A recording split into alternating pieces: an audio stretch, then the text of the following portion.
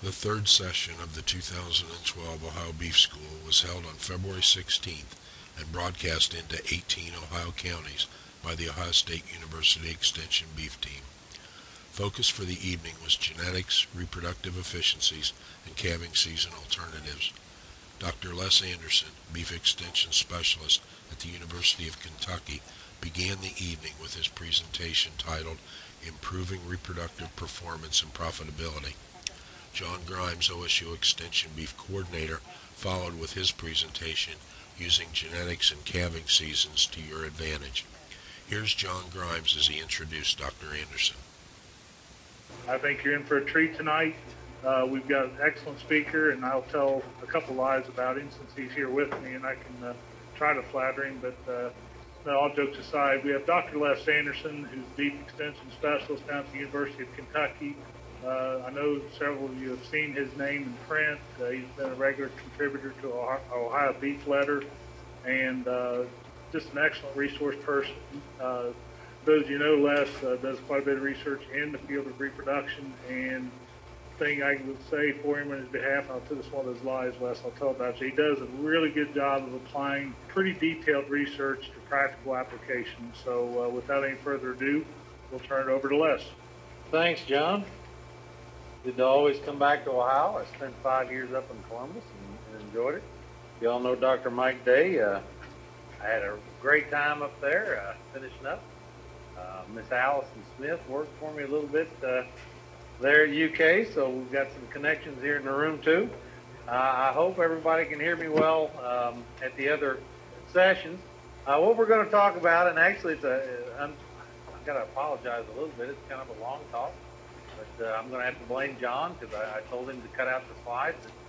He wanted me to tell me which ones you want to cut out, and he goes, leave them all in there. So it's his fault, not mine. Okay? Well, we're going to start. I mean, if you're really looking at reproductive efficiency, first thing you got to do is it a problem, right? Okay?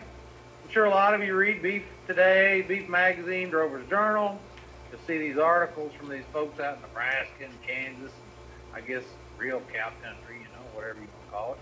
And they're running 92, 93, 94, 95% preg rates, and they're getting all their cattle bred in 5 days and all that stuff, right? Okay? There's a little exaggeration there, but that's what they make it seem like when you read those magazines. I assume everybody in here, relates to that very well, right? Yeah. Well, unfortunately in Kentucky, we don't relate to that very well. Okay? The great part about my job is I get to spend the majority of my time out working with folks. In the 15 years I've been down there, I've worked with tens of thousands of head on a variety of applied reproductive projects. And this is what the normal herd in my area looks like. Okay? Don't really have a calving season unless you call like 2011 a season. Okay? Preg rates, somewhere in that 80 to 85%. Now, I get a lot of argument on that, but they all calved last year. Okay, but did they calve on a 365-day interval? Okay, so if she calved in March last year, did she calve in March again this year? Well, is she calving about every 365 days? Because if she calved in March this year, next year in April, and next year in May, well, she's calving every year, right? Okay, but it's not every 365 days. Okay, so if they look at that 365-day interval, it's 80 to 85%. Actually, closer to 80, to be honest about it. Calf death loss, once they, add calving time up through weaning, somewhere in that 5 to 7% range. So when we really look at the percent of our cows that wean a calf, in Kentucky, we're right at about 75% for your normal commercial cow-calf operator. Okay? Now, if you have any experience in business at all, in most other businesses, if only 3/4 of your producing units are returning you products, you're not going to be in business very long. Okay? And that's really been a big problem in the beef industry, is that we've been at this very low level of productivity, and until here probably the last couple of years, this year in particular, but the last couple of years, it's been kind of biting us in the pocketbook a little bit, right? Okay? So what we're going to try to do is we're going to try to figure out some of the things that impact the normal herds, some of the things that govern reproduction in those herds, and then I think, John, we've got several different options that we're going to look at to improve that reproductive efficiency. Why? Or it's a lot easier to flow when everything works. Or in other words, what are the things that govern reproductive efficiency? There's really just, you can break it down into two different categories. Did the cow have the opportunity to breed? Okay? And really what we're talking about is, are your cows coming into heat? I know most of you realize that right after every calving period, a cow undergoes a period of time where she doesn't cycle. Okay? And so when she's not cycling, she obviously doesn't have an opportunity to get bred. And so that anestrus, or that inability to come into heat, plays a huge role. And then once they're coming into heat, does she have the ability to get pregnant? Okay? What is the conception rate? Okay? What's the conception rate on your farm? What should it be versus what is it actually? And I put this Hereford cow in here just to punch John a little bit. I'll show him what a good cow looks like. We're going to start off with anestrus, okay, or opportunity. Obviously defined as the lack or absence of estrus, okay, and meaning no estrus. Again, it occurs after every calving period. It can be as short as 2 weeks. If you wean a calf from a beef cow, or if it dies, heaven forbid, the day it's born, 14 to 17 days later, you'll see some sort of heat activity out of that rascal. Okay? Sometimes it may take up to 21, but within 3 weeks for sure, you're going to get an estrus opportunity. Anestrus can also last as long as 6 months. Okay, I have personally seen herds of thin 2-year-olds in Kentucky that 6 months after they calve still were not cycling. Okay, so it's going to be really hard for those animals at 180 days to calve anywhere near that 365-day window, right? Typically, mature cows somewhere in that 45 to 90 day length of anestrus. And your young cows, and what I mean here is by that first calf 2-year-old, okay? She's got her first calf on her, that young cow, somewhere in that 75 to 120 day range. Notice that pretty much the young cows are 30 days longer than your mature cows, okay? And that's very consistent. And then actually that date has been known for quite some time.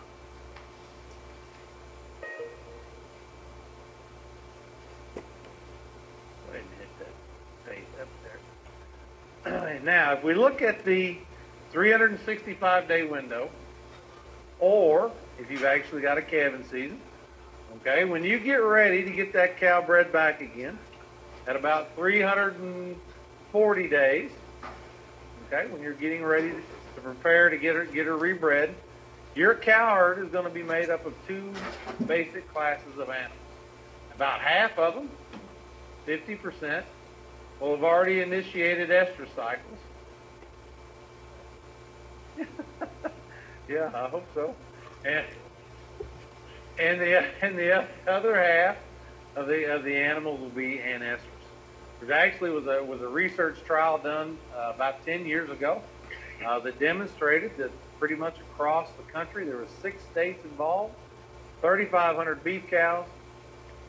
About 50% of them were cycling the week before the breeding season, and the other 50% weren't. Now you can divide those anestrus cows into two more categories. One category up here is called shallow anestrus cows, and those are the ones that we expect are going to start cycling any day. You know, maybe this week, next week. pretty quickly. These deep anestrus cows are the ones that's going to take a while. Okay, maybe 30 days, maybe a little bit longer before they begin to cycle. Okay, now our ability to kind of recognize and understand that we have these multiple physiological states in our cow herds prior to the breeding season is really important in understanding how to apply reproductive management. Some of the factors that regulate the length of the anestrus period, and we're not going to talk in depth about any of these. Number one, the presence of the calf. Once the cow calves, the calf's on the ground, she smells it, it gets up and it sucks, works some magic in her brain, and that magic shuts down the cow. Okay? Really, anestrus is Mother Nature's way of saying, hey, this is pretty stressful. We don't really want to go through this again here right off the bat. So we're going to go into a little bit of a rest and relaxation period. Okay? Research has shown that we can actually use this biological phenomenon to our advantage, right? Everybody's heard of short-term calf removal. Okay, you can actually take a calf off a cow for 48 hours. If she wasn't cycling before, 80 to 100% of the time she'll start cycling right after that. So that's a biological trick that we can use to get an anestrus cow to rapidly transition to cyclicity. Body condition score is a huge impactor of the length of the anestrus period. Basically, there's a linear relationship between condition score. For every one condition score that cow has, so if you go from a 4 to a 5, you get 18 to 19% more cows cycling in that 365-day window. Okay? 18 to 19% more. So a 4 to a 6, you're looking at 40% versus 80% of your cows cycling. Okay, that's a tremendous advantage and a tremendous impactor on the length of the anestrus period. Age, of course, everybody that's tried to breed a 2-year-old understands how hard they are to get pregnant. Again, young cows, those first calf 2-year-olds, they simply require 30 days longer. Okay? It's just a biological fact. You can't get around it. One of our old recommendations, John, of course, was if it takes them longer, we'll give them longer. So we breed our yearlings to calve 30 days ahead of the cows. Okay? That does help. Doesn't completely take care of the problem, but it does help. Some other factors that impact the length of the anestrus period, obviously, the more days since they calve, the more likely they are to cycle. Dystocia, or that's obviously the scientific term for calving problems. For every hour a cow is in intense labor, they call it stage 2 labor, active labor. For every hour she's in active labor, it takes her 4 days longer to return to estrus. Okay? So here's just, this is a true life story. Okay? When I was a kid, grew up on a ranch in Missouri. Okay? We had, as many as 350 cows at one time. But one of my jobs before I went to school, went out, we had this little method, holler at the cows, they come up running, I write down the tags of who were there, in the different pens. I leave that for Dad. Dad grabs that, and he goes out, and, and then we repeat. So basically, the ones that don't come up, we expect that they're trying to calve in some way, shape, or form, okay? Now, understand that this is the late 70s to mid-80s, okay? So calving was a little different back then. Some of y'all know what I'm talking about, right? Okay? Calving was a little different. Had an extension specialist at the university actually say, if you're not pulling at least 10% of your calves, you're not using a big enough bull. My dad and I got it. We left at that point in time because neither one of us particularly cared to pull calves. Okay? But anyhow, when I came back, a lot of times those cows that were on the list in the morning were still trying to calve that afternoon. And let's just throw 8 hours out. If they were in labor for 8 hours, how many days did those cows lose? 32. What'd that cost, Dad? 32 days, 2.5 pounds a day, $1.60 a pound right now. Okay, so you're looking at $150 per cow that he let roll that long. Okay, so or calving issues certainly impact anestrus, and it's something we got to pay attention to. Health is obvious, and then in calving season, fall calving cows simply return to estrus quicker than spring calving cows. That's part of the reason they're easier to get bred.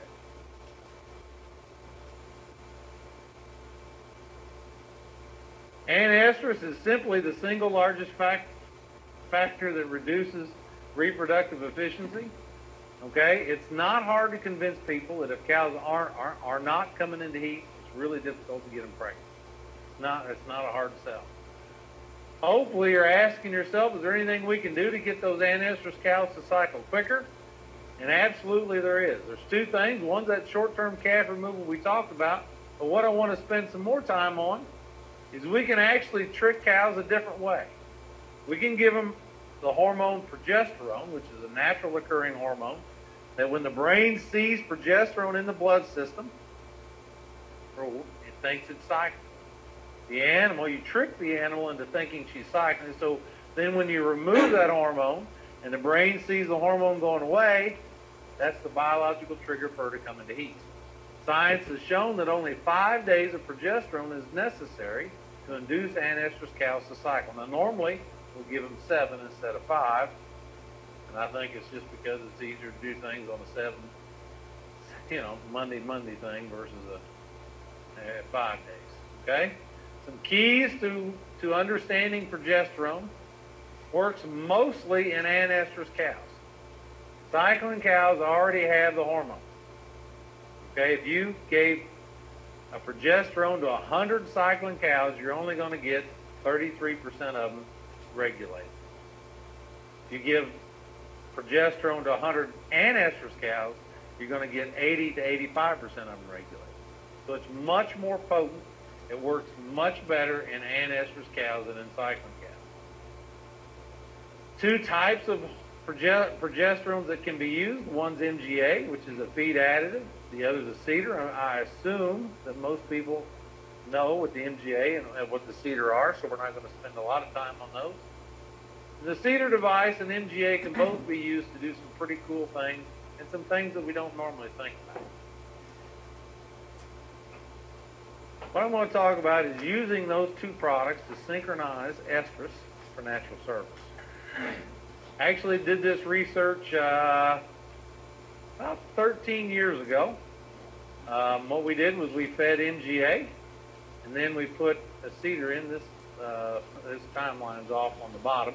But basically, we do it for 7 days, so it goes in on a Tuesday, comes out on a Monday. Bulls go out on Tuesday. Okay? We either feed MGA for 7 days or put a cedar in for 7 days, turn the bull out. There's 2,000 head in this data, and this is a very controlled trial. We've actually got data on over 10,000 head, and it all looks exactly the same. Okay? We improved our pregnancy rates from 83% to 93% using the MGA, and 83% to 91% using the cedar. Okay, so basically we got a 10% increase in calving rate or pregnancy rate. The percentage of cows that calved in the first 30 days went from 47 to 78 and 45 to 80. Okay? Pretty effective method for shortening and condensing the breeding and calving season. Okay? Now, I'm sure if you're sitting there paying attention, you're thinking, man, how many bulls those guys use? I bet we got about twice as many bulls. John's up there going, yeah, all right. You know? We actually controlled for that. What I told the guys, because what happens, if you're gonna work on one of these trials, let's say you got 100 cows, okay? 50 of them get one treatment, 50 of them get the other. Okay, so you'd have maybe 4 groups of 25. Okay, so that all farms have everything represented. What I told those guys is, look, just use whatever bull to cow ratio you were going to do before. So for instance, this 1 to 23, that guy had 46 cows. Half of them went to one pen, half of them were in another pen. One half got MGA, the other half didn't. Okay? This guy had 84 cows. This one was actually a cedar trial. Half of them got the cedar and went out with a bull. The other half got a cedar and went out with another bull. Off we go. Okay? Statistics demonstrated that we didn't have a difference in pregnancy rate due to bull to cow ratio. Okay? I still get people looking at me funny like this, but I've got loads of data from estrus synchronization and AI trials that show that the natural service, so if you give 50% AI, almost all those cows are going to come back in heat about 20 days later, right? The ones that didn't get pregnant to the AI. Bulls are going to get 35 to 40% of the herd cleaned up in one cycle. Research has shown that the average bull can breed 11 cows a day. 11 a day. Of course, that's normal. Mature bull, yep, can breed 11 cows a day. That's normally when I get the question, yeah, but how many days in a row can you do that? Which is a valid question. And it wasn't actually looked at in that experiment. But I can promise you in that 10,000 set of data that we didn't have any problems with bull to cow ratio. We used normal bull to cow ratio. Now, I do want you to use your head. Okay, don't be ignorant about this stuff. Never use a yearling bull or an inexperienced bull. Never. If you're going to synchronize estrus from natural service, use a mature bull. And what I call a mature bull is one that's had at least one season's experience. Okay? Don't want to turn a bull out that doesn't know what he's doing when he's got a lot to do. Okay? That's just, to me, it's common sense. Also, there's a lot of data that shows that a yearling, if a bull has a yearling scrotal of 35 or better, his serving capacity is high. Okay, so we want to maximize our serving capacity in these kind of situations. About 2 or 3 years after that, I had a thought, because that was whole herd treatment there. Every cow in the herd got it. I had a thought. I said, well, only half of those cows are anestrus. Right? You got 100 cows on the first day of the breeding season. 50 of them are anestrus, 50 of them are cycling. And the progesterone, the cedar and MGA, only work in which cows? Anestrus. So I wasted all my money in them others. Okay? So I thought, well, why don't we just target the problem cows? Makes more sense to me. We had 289 cows on 4 farms in Harrison County, which is Cynthiana, Kentucky, not that far away from here. If y'all just run down 68 and anchor to the west a little bit. Length of their calving season on the year, right as we were doing this, was 87 days. Here was the breakdown of their cow herd, or cow herds. They had 43 2-year-olds, had 122 cows that I called late calving. Those are ones that calved 7 to 45 days. This PP means postpartum, which means after calving. Okay, so 1 week to 45 days after calving. 124 of them calved ahead of that. So 90 to 45 days or whatever, whatever. All right. Basically, these were the March calving cows, March up to about April 10th, and these were everybody else. Okay? My plan was the early calving mature cows, I'm going to assume that they're cycling. Okay? And I'm going to use the old ain't broke, don't fix it plan with them. I'm going to assume that a cycling cow with good conception rate is going to be able to get pregnant. The other half of the cows I call problem cows. Okay? Those are the late calving cows and the 2-year-olds. And we put a cedar in them for 7 days and turned the bull out. Okay? Here's what happened. On the cows that we assumed were cycling, those are the March calving, mature cows, we had 96% of them get pregnant. 76% were pregnant in the first 30 days. 19% of them, basically 76 and 20, got pregnant in the last 30 days. Okay? We assumed that those cows would get pregnant at a high rate, and guess what? They did. Cycling cows, when given an opportunity, get pregnant at a very high rate. Well, what about our problem cows? We got almost 93% of those pregnant. 82% got pregnant in the first 30 days. So we took a $10 cedar, and we put it in middle of April, all the way up to the middle of May calving cows. And for that $10, I made those 82% of those calve in March next year. Okay? So what we call late calving, calved from the middle of April to the middle of May. And we took those rascals from that calving period up to March with one cedar. Then, of course, the other 10% calved in the last 30 days. This was kind of interesting. Okay?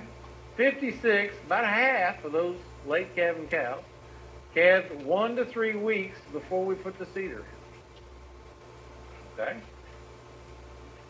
We got 88.5% of those rascals bred. So these are May calving cows, last week of April, and May calving cows. 74% of them calved in March the next year.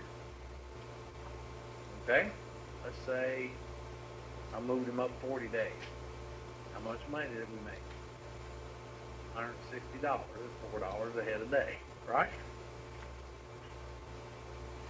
For a $10 investment and a little bit of time. John.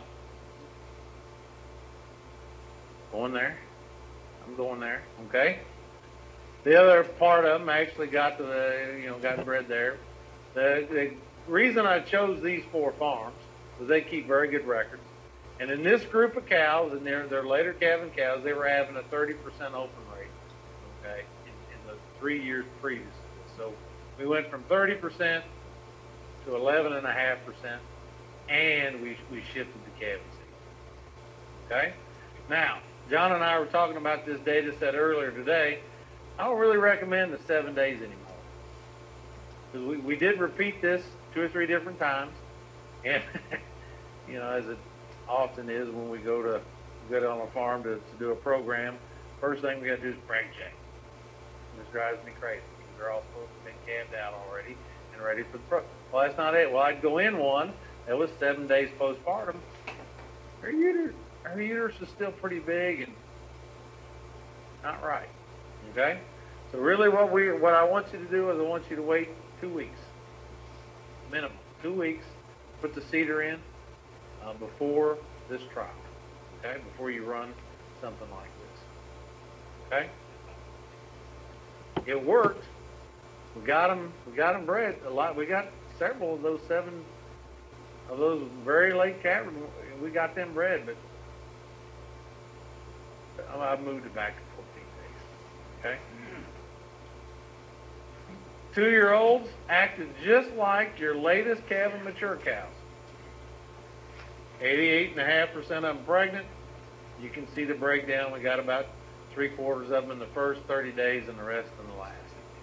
And again, they were having a 30 to 40% open rate in their 2-year-olds in these farms the 3 years previous to us working. So overall, we ended up with a 92 to a 96% pregnancy rate on those 4 farms, with an average of 93.4. Okay? They were running about 82, 83% before the trial. We shifted the calving season, we made them tighter, and we improved pregnancy rate. So to summarize, the length of the anestrus period can dramatically reduce reproductive efficiency.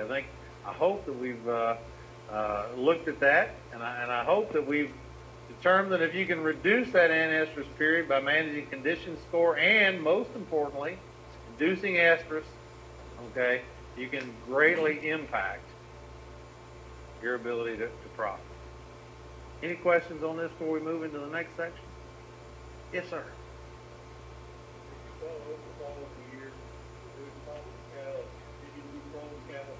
No, actually what happens normally is, repeat the question because okay.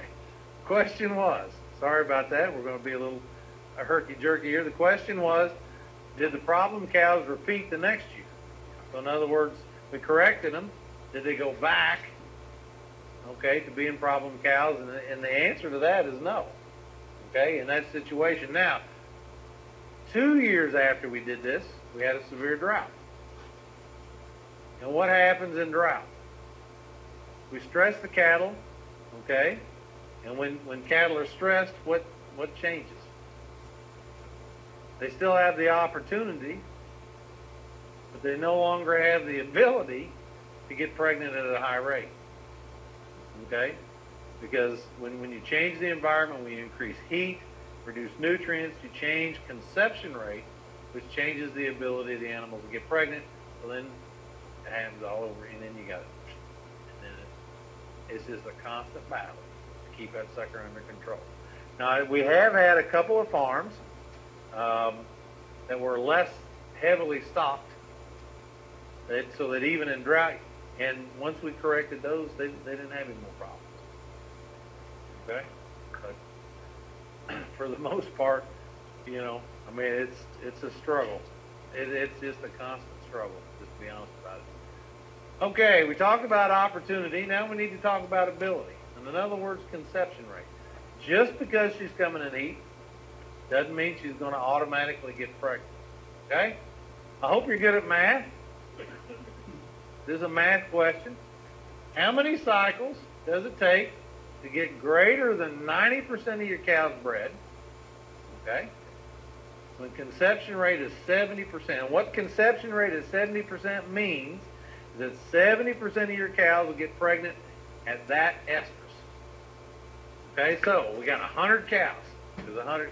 Working off that 100 is a whole lot easier math, right? Got 100 cows, and they're all coming in heat. And 70% of them getting bred each heat. How many heats does it take to get more than 90% of them bred? 2, exactly.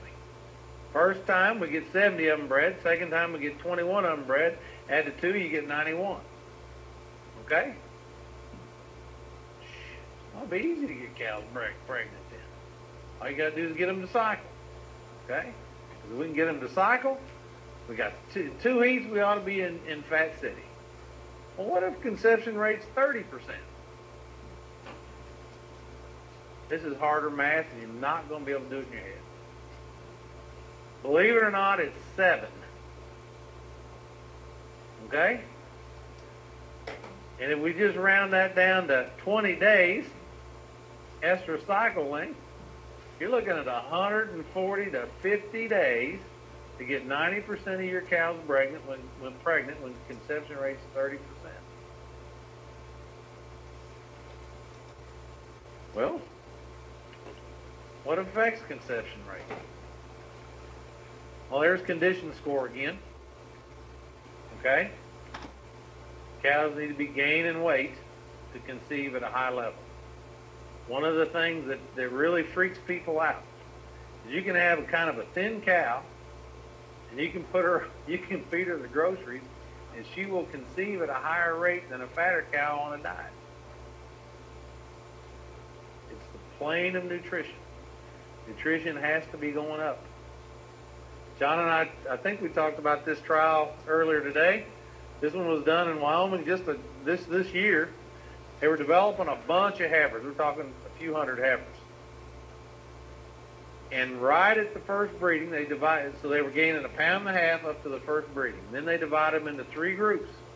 One group continued to gain 1.5 pounds a day. One group, they were gaining 1.5 pounds. Now they're at maintenance. Okay? So just what their body needed to maintain their weight. The third group was at 20% maintenance. Okay, so you really had one group that kept gaining, one group that gained and then plateaued, one group that gained and then lost. They only fed them like that for 20 days. Okay? Conception rate was 20% higher in the group that continued to increase weight. body condition at the end of 20 days was not different. The height of the low, yes. In 20 days, you're not going to have that much, not going to have that big of an ability to adjust body condition score, but certainly nutrition, okay, and how the brain perceives the environment is also very important. The environment is the biggest issue that we face with conception rate. Cattle grazing in to fight infected fescue, okay, in the summer. Endophyte reduces the heat stress as a result of consumption of endophyte, changes conception rate from 70% to 30%. It's an established fact. Okay? So cattle don't breed well in July and August. Well, that's a big shock, isn't it? Okay? Never has. Health, obvious disposition is something we don't think about. If you just turn the bull out, I guess unless they're meaner than the bull, it's not a big deal. Okay, but if you're running them through the chute and whatnot, cattle that act up, their body releases cortisol.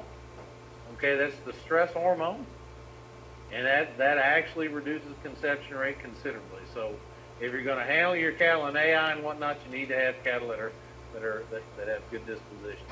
And then, of course, one of the big factors that we really ignore in conception rate is sometimes that bull just doesn't get her done. Okay? The only tool that we have is a BSE, and the BSE is only 100% effective in identifying infertile bulls, not subfertile bulls. Okay? So keep the bull in mind when you're thinking about issues with conception rate. Just to summarize this, reproductive success or failure, it's a little bit hard to read there, is really governed by the interaction of opportunity and ability. Okay? Proper management, and we mentioned several different things, will help to reduce the risk of mass reproductive failure. Okay? That's how John makes me work his cattle when we go out to his place. Any questions before we move to the third section? Oh, and that's our goal. I forgot about that one. See that? Praise test there. Wish it was that easy. All right. Some new stuff that it really is not new, but I want you guys to consider some. Well, it is new. We're in a new world right now, aren't we? In the beef cattle business, right? There were some full-weight calves in Kentucky last week that sold for over $2 a pound. It's a new world, and I know input costs are higher, but my God, if you can't profit at $2 a pound for a 4-weight, y'all need, prime and nip, you know? There's some economics involved in this new world in the beef industry that you really need to think about, okay? Because just taking them down to the stockyards has never been the best way to profit. Never. Okay? But in this new beef world, where we have an $18 100-weight spread between choice and select carcasses, there are some other things that you might want to consider in how you market and manage your cattle, okay, that could help make you money. Why do people not use synchronization and AI? The government, this National Animal Health Monitoring System, I'm sure some of you guys might have filled out some of their surveys. They send surveys out all over the country, and they get answers to valuable questions, I guess. They want to know, why don't you AI? Number one is labor and time, cost, complicated, blah, blah, blah. This is what I usually get. It's going to cost me. I already got a bull. You know, it's going to cost me way too much money. Well, that's pretty cheap. Way too much money to get those cattle pregnant. You pull out this sheet. I hope everybody got the sheet with the numbers on it. What this does is it helps give you an idea of how much it actually costs you to get a calf from your bull. A lot of people don't think that there's a cost to that, but there is. Along the top, and it's probably easy to read here. On this, it's two different front and back. Along the top is bull purchase prices from $1,500 to $5,000. Now, I don't know about Ohio, but in Kentucky right now, you're not going to find any bulls for less than $2,500. We have a severe bull shortage, which is kind of funny because we got a cow shortage too. Okay, but that's just the way that is. All right. And then here I've got an $1,800 bull at 60 cents. So obviously I have not updated that.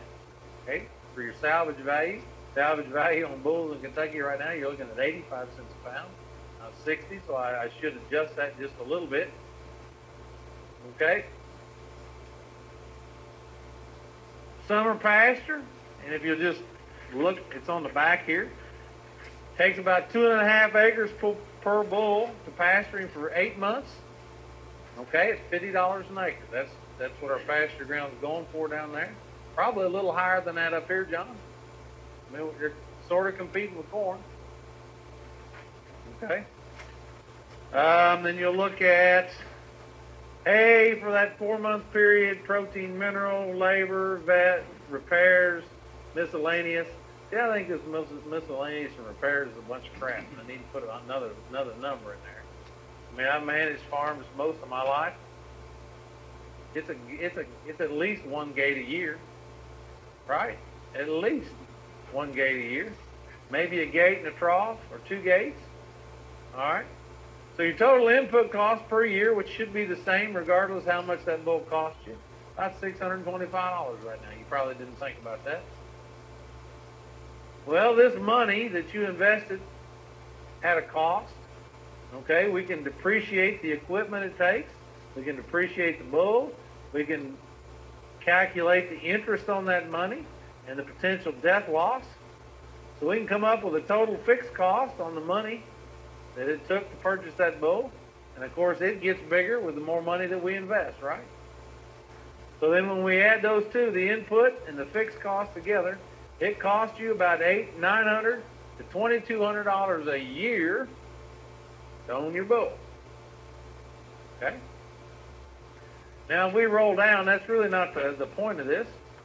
As we roll down, and we can stop right there. Okay? How much does it cost you per pregnancy? This is not per cow. It is per pregnancy. That's an important factor. Okay? At 80% preg rates, with a 25 to 30 bull to cow ratio, okay, and a $2,500 bull, you're looking at $52 to $63 per pregnancy. Everybody see that? Bull to cow ratio, 25 to 30. Let's go, what's normal, John, here, 25? Let's go 25. $2,500 bull, $63 per pregnancy. Per year. Yeah, this is per year, not total. Okay? Got a little better pregnancy rate. Goes down a little bit. Okay? Showed these numbers at Hardin County. After the meeting, John had a guy come up to me and says, I just bought a $3,500 bull for my 8 cows. What's my cost per pregnancy? And I said, damn high. I mean, it was through the roof, you know. Okay, so let's just settle on $60 there. Okay, $60. Let's go back to the slide. That's other one. Yep. Well, what's it going to cost me? Ooh. Oh. Well, what's it going to cost me to, we'll get to it here in just a bit. All right, next, right there. What's it going to cost me to AI? $60 per pregnancy for natural service. What's it going to cost me to AI? Well, depends on how good a bull you want to use, I guess. Okay. Service is about $5. The drugs about $20 up to $20. Labor somewhere in that 3 to 15 range, and I'll show you an example where we calculated the labor on it. The normal cost for a 7-day cedar and timed AI protocol, all we really do in the stuff that I do down in Kentucky is timed AI. Don't have time for anything else, and you end up with about the same pregnancy rate. So $15 for semen, $5 for service, $10 for the cedar, $3 for loot, $3 for GNRH, $3 for another GNRH, $6 in labor, $45 total dollars. Okay? On that program in cows, I average 60% preg rates. So divide that by 60%, $75 per pregnancy. Okay? So it's about $15 more per pregnancy for AI. Now, I was in Owensboro. No, it wasn't Owensboro, Hopkinsville. Guy back here says, no, dadgummit, you got to add the two together because you got to turn a bull out after your AI. I said, buddy, you can't get a cow pregnant twice in the same year. It's per pregnancy, not per cow. Okay, so keep that in mind. Per pregnancy. Well, can we make that money up? I mean, $15, let's break it $15. Okay, that's 9 pounds? About. Can we make up 9 pounds by using AI? Here's a trial we did in 2001. We had 351 mature cows. Okay?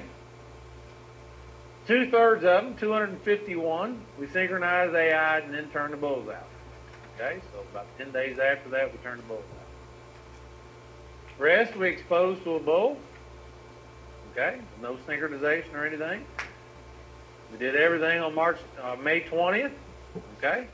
So on May 20th, we AI'd the one group. On May 20th, we turned the bulls out in the other group.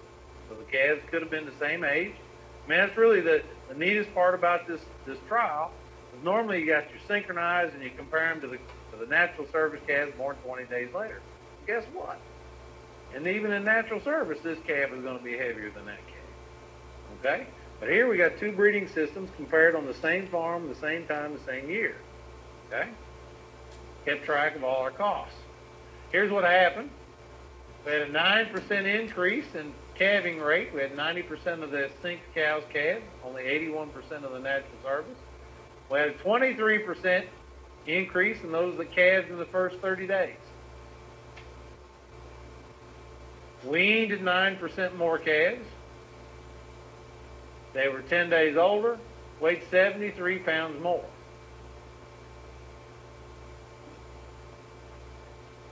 Okay? So, what'd that make us?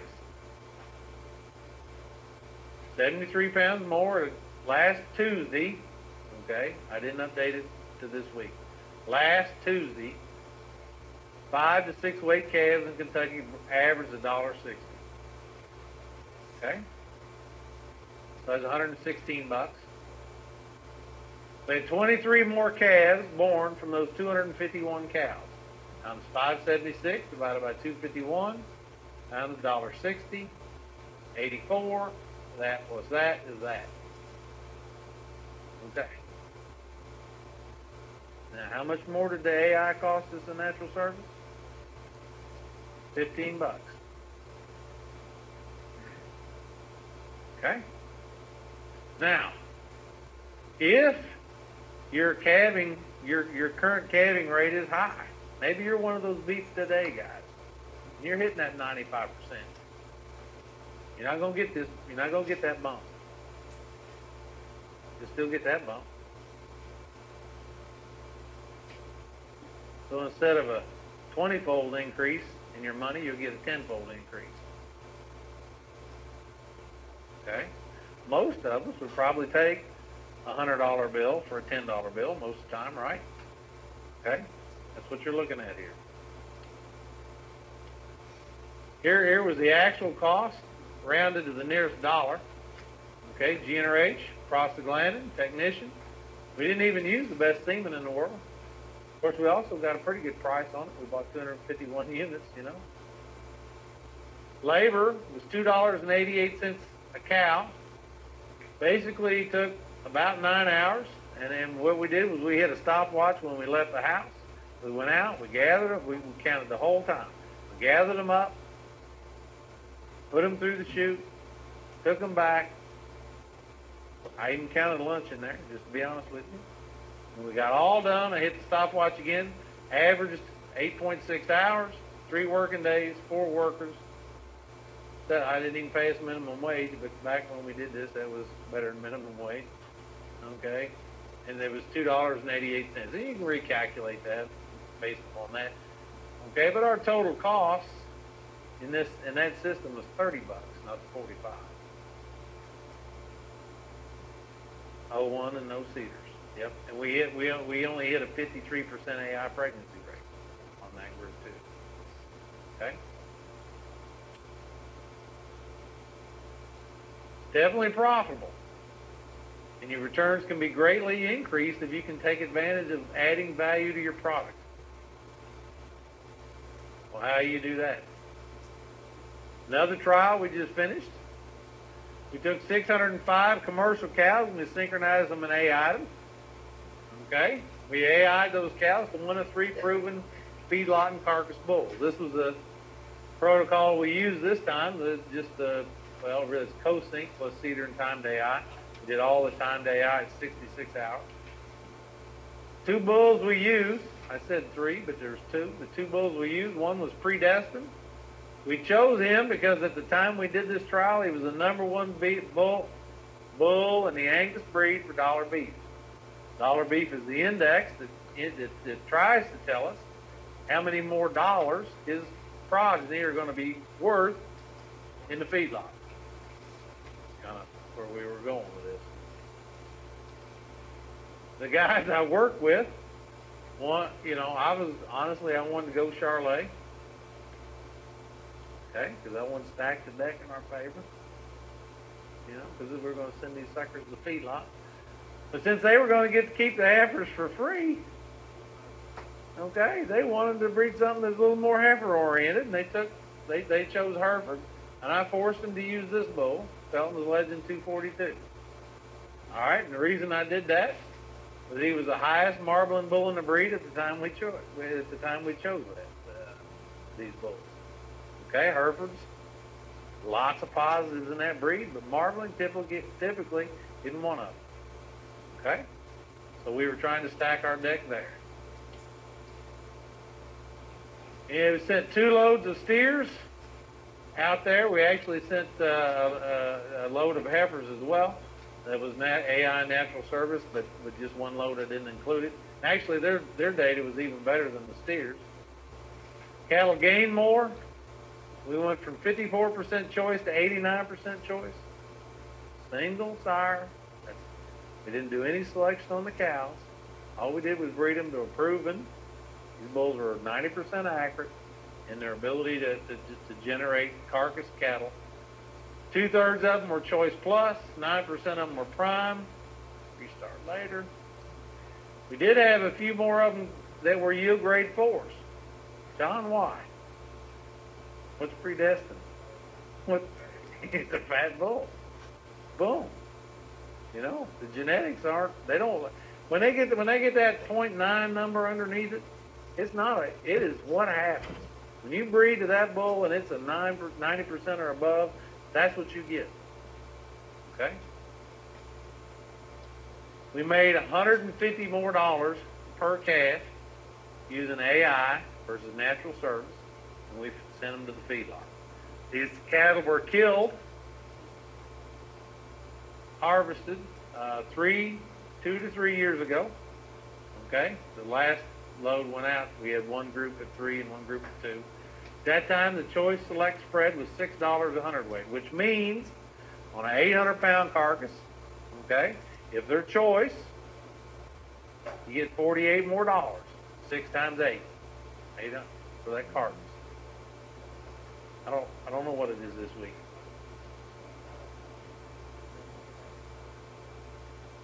There's only $5 a hundredweight for choice select today.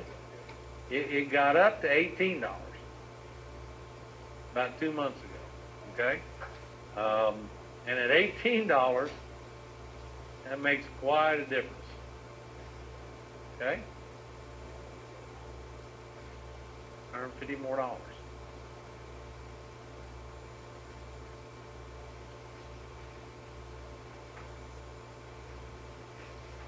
You can use ester synchronization and AI to hit a quality market, and you can get paid for it.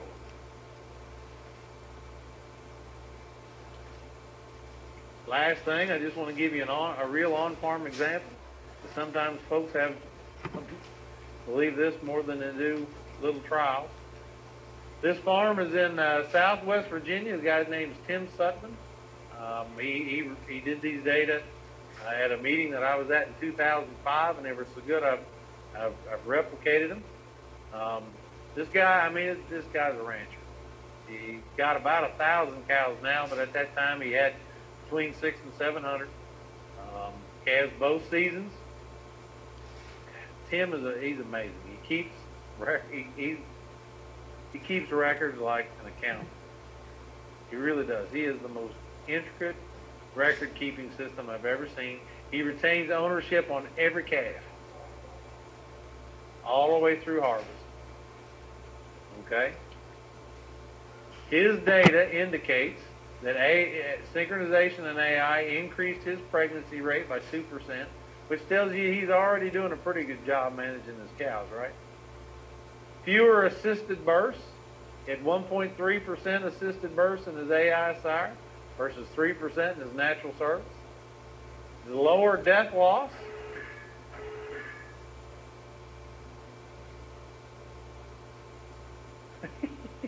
Technology is always interesting. Shorter calving season. This is the one that kind of blows folks away. 87% of his cows calve in 30 days. It's actually slightly better than that now. John, he came down to the Kentucky Cattlemen's and presented data from his farm now. He actually calves 90% of his cows in 30 days.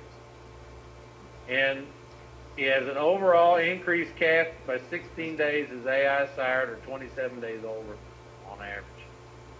This just gives you an idea of the performance and the production on his farm. Okay, just a little terminology stuff here. AI on AI means that this is all steer data. The steer was sired by an AI sire out of an AI sired dam. So he's AI double on both sides of the pedigree. AI sire, but non-AI dam. Non-AI sire with an AI dam, totally natural service. Okay? Total value of a double AI, certainly by far the heaviest. Look at the value of that AI sired dam.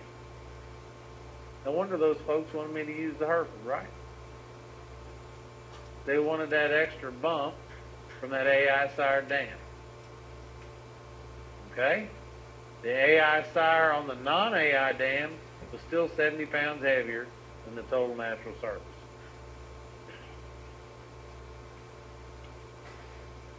Feedlot performance. That AI sire, the AI dam, as you would predict, has a huge impact on winning weight, right? But once they get off that mama cow, what do you think dictates everything? The sire. AI sire had a tremendous impact on weight and on days on feed, both of which pay you money. The less you have to feed them, and the more that they weigh at the end. Doesn't matter what the choice select spread is, John, you make money both ways that way. Here's how they cut. AI on AI, 96% choice, 35% CAB. Non-AI on non-AI, he still was running a very high choice rate. The average in the country is 47% choice. Okay, so he's way above average. But you can see that the AI had a tremendous, all three of these groups did a really good job. And then finally, the important part is over here in net return. All three of the groups course, the double AI was considerably more profitable than the other three. But even if you had AI on just one side, you were $40 to $50 more. 60, yeah, whatever that math is. I'm not good at math either. Considerably more. How about that? More than 15 bucks. That's the whole point here. More than 15 bucks. And he summarized all his data this way, and I think it's a pretty way to summarize it tonight. The double AIs were worth $80 more at weaning and $145 more at harvest. His AI on natural service was $40 at weaning, $64 at harvest. His that AI dam was, of course, more valuable at weaning, okay, and the same at harvest. All compared back to the double natural service calves. So I just repeated that slide. It's profitable. Okay? Synchronization and AI is a profitable enterprise. And if you have the ability to market and load lots, or if you and your neighbors have the ability to go together and market and load lots, you're going to take huge advantages of those genetics that you can retain ownership through the harvest phase. Questions? Yes. They heard that difference being there. Yeah, and that's why I pointed out the 47%. The national average cutout is 47% choice. Our cattle are the ones that we sent. We had about 50%. And honestly, they weren't using good bulls. I don't know what happened there. Feeders did a pretty good job. Just, they were just. I mean, they weren't $7,000-8,000 bulls that they bought. Or anything like that. They were just regular old cattle. The question was were the natural service bulls selected for carcass similar to the AI sired bulls? The answer is no. What their selection was calving east. And we just used the bulls that they already had on the farm. Now, after this trial, they may go out and buy bulls that are more carcass oriented if they're going to retain ownership. Okay? But, and this is the funny thing about people. Okay? Last harvest, John, we demonstrated, and then this one's not even up there, we made them $200 more a calf than if they would have sold at our CPH, our feeder calf sales down there. And we went through all the data. And they all had their checks. They knew how well they'd done. And all they wanted to do was to figure out a way to come up with a feeder calf sale to sell these instead of retaining. And I just couldn't figure that out. It's just odd to me you made $200 more a calf by doing it this way. And they want to go ahead and breed again, but instead of retaining ownership, they wanted a new feeder calf. And actually, that's what we did. We developed a new feeder calf sale. It's called Mag 6 Management and Genetics. What we're trying to do is to sell genetically verified cattle. So not just age and source verified, but genetically verified cattle. Yeah, the question was in that one slide, I showed the reasons why people don't AI. And John asked, what is the national percentage of AI? And across the entire nation, you're looking at 8.9%. In the southeast, which is Kentucky and down, 4.9%. I don't remember what the central was. Yeah, it's got to be 40%. Okay. If you've never done it before and you're really hesitant about it, first thing I would do is, and again, I assume your cow herds are calving over a little longer period of time than you want them. First thing I would do is use either MGA or cedar and natural service to tighten your cows up and synchronize and AI your heifers. Okay, the program that I like best on that is the 14-day cedar. Wait 16 days, give loop, or prostaglandin, shouldn't one particular company, and 66 hours after the loop, time AI. Okay? That's the system that seems to be the best there. If you use use a proven sire. 90% or above in accuracy for calving ease, because guess what? That's what you want. You don't care about birth weight, you care about calving ease. And you're going to see benefits in your heifers that you're going to hundreds to thousands of dollars, because you're not going to lose near as many calves, and you're not going to lose a heifer. In cows, if your cows are already tightened up fairly decently, I like the cedar co-sync system. So you give them a shot of GnRH, put a cedar in, 7 days later, pull the cedar out, give them looped, 66 hours later, time AI. I've used that on tens of thousands of cows in Kentucky, and we're at 60% on our average. Well,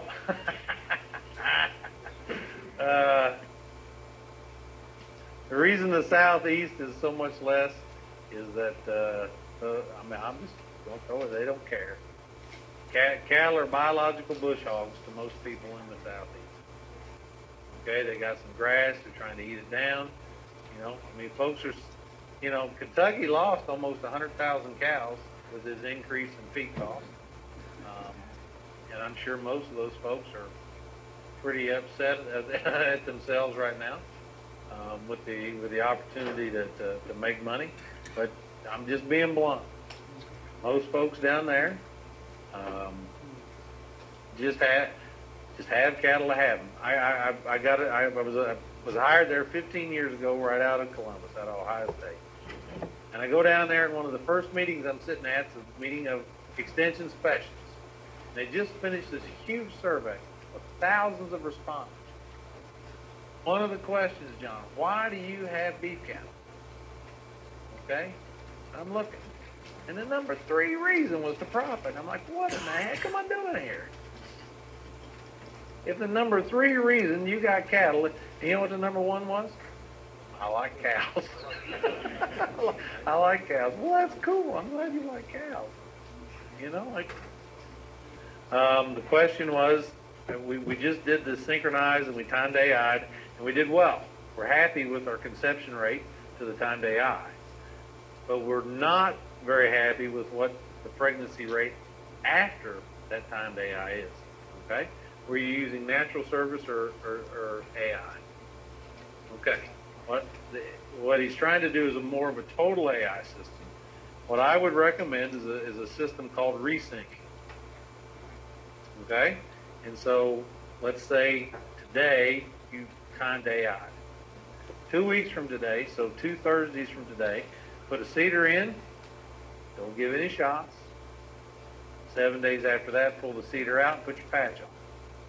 Starting 36 hours later, any cow that is not pregnant will come and eat between 36 and 72 hours. Rarely do they go longer than that, and so you get that second synchronized heat, so you have a lower opportunity of missing. Okay, I've got about 7,000 females on trials. I did that stuff 6-7 years ago. In 2 cycles we were getting 84%. AI, of course, 60%. It was with 60% conception. So in 3 cycles, you got your 90%. The 3 questions on the chat here. What would value be to a cow-calf operator that does not retain ownership? Well, that was the slides we had before. The typical increase in value is the increased weight. In our trial, we saw 73 pounds increased weight. In the on-farm example, it was 720 versus 630-ish, about 100 pounds in that. So you get that added benefit. Also, you get the typical benefit of an increased pregnancy rate. Okay, now if your pregnancy rate is already high, you're not going to affect that much. Okay. Second question is the length of the anestrus period heritable? Ooh, that is an awesome question. And if so, how heritable is it? It will be lowly heritable, okay, if it's heritable at all.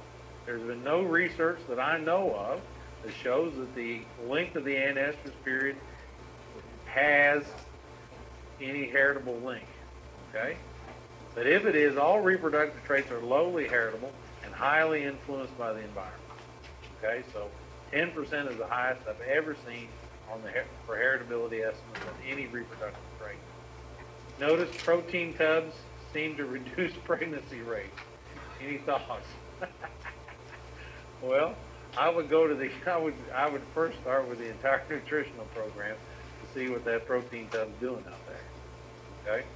And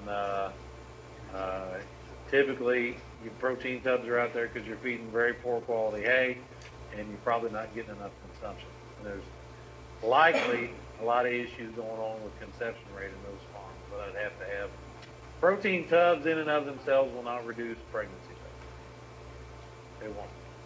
Okay? But a lower nutritional plane, we've talked about that several times, definitely impacts not only the length of the anestrus period, but once they start cycling, your conception rates are markedly lower. John, I think you're up now, brother. We're going to start with the second part. Talking about using genetics and calving seasons to your advantage. It's going to be John Grimes, which I'm sure he's familiar to most of you. And his new role is OSU Extension Beef Coordinator. Kind of the follow-up to what Les has been talking to you this evening, I want to, he gave you some really good real-world practical applications of some technology that to some people is a little bit on the Star Wars side, but in reality, it's just more fear of the unknown and hesitancy to adopt it. We're going to kind of continue that theme and talk about some of our attitudes and application of calving season and genetics in typical beef herds here in the Midwest. I think anybody involved with beef cattle production knows it's really a commitment. If you're going to stay in the beef business, it's not for the faint of heart. You want a rapid return, quick turnover. You better be raising bunnies or chickens. Let's talk about that as maybe a high-speed enterprise. Certainly this is slow. Now, I came up with this a few years ago, and think about if your goal is to make whatever your breed you're using, and you want to make a replacement female. Okay, let's breed that cow today. 283-day gestation. Assume you get that heifer calf on the ground. Calf rouse a 2-year-old, that's another 730 days. Calving to weaning, and I just used that 205 days because that's the standard time for data collection with most breed associations. Earliest you're going to get any return on that mating you make today is over 1,200 days. So when you think about that, that kind of makes you wonder, are we in the right business? I guess to me, the average beef producer is fairly conservative less, and that's why we see some of the slower adoption of technology. If you're a high roller, you're going to put your money at Wall Street or go to Vegas, you're not going to invest in cattle. If you guys think that's a fair assumption, and I think we see that in that slide. This is to me, one of the best things you can see on a beef cattle farm. New calf delivered and the cow taken care of. Now, I'd probably take that much green grass or solid conditions than what we have today. I think we see quite a bit more mud than that. Can't really tell. Looks like from the background, no leaves on the tree, so we're talking probably about a fall or winter type situation. But still, would you guys agree when that happens, our job has gotten still difficult, but it's easier. We got the live calf on the ground. Hopefully from here on, we don't screw the process up too much. Let's talk about calving season a little bit before we go into the genetics. Let's talk about ways to get more cows bred. And I want you to think about that term season. How many seasons do we have in a year? 4 seasons. How many months in a season? 3. 90 days. It's probably long enough for a calving season. If it's good enough for Mother Nature, it's probably good enough for me. So, and kind of like Les mentioned earlier, year-round is not a season. It's a calendar year. It's not a calving season. But what makes you choose a calving season? Obviously, there's big differences in nutrient demands of the cow. Do we have a harvestable forage supply? The animal is a ruminant. It's a grazer. Do we have grass, either growing or stockpiled, that cow can consume. Anytime you let the cow do the harvesting, your costs get cheaper. Obviously, we all know that. What kind of forages do you have? Like Les mentioned, predominantly in southern Ohio and through a goodly part of Ohio, we have fescue, and a lot of it is in to fight infected fescue, and that does impact some of the decisions I think we need to make, especially seasonal effects on fertility. Les mentioned some of those. It's really hard to get cows bred in the summer. I probably don't keep as accurate records as the herd that you showed, Les, from Virginia, with that kind of detailed information. But in to-fight infected pastures, and I think Les will back me up on that, wherever you start breeding in early spring and go through the summer, it's usually a straight line regression down. If you're getting 70 to 80% conception in April, it's not going to be 70 or 80% in July and August. And it depends on some other factors how quickly that would go down. Seasonal effects on calf performance. There are big differences, how they grow and gain and perform. Obviously, today, a day like today, if you're a fall calving herd and the cattle are wet or tromping through mud, their performance is not going to be as good as it would be in early mid-fall. So, we've talked about markets and what an unusual time we're in as far as market prices. I don't know if we're going to see the seasonality typically that we see over the next few years. We're in such short supply. I think we're really going to see, I won't say it's counter-cyclical, but it's going to be different. And I don't know how different it's going to be, but we think about calves rising as we get closer to grass time and turnout. Well, if they rise much more than they are now, it's going to be scary. Okay, so let's take that for what it's worth. I think we're in uncharted territory.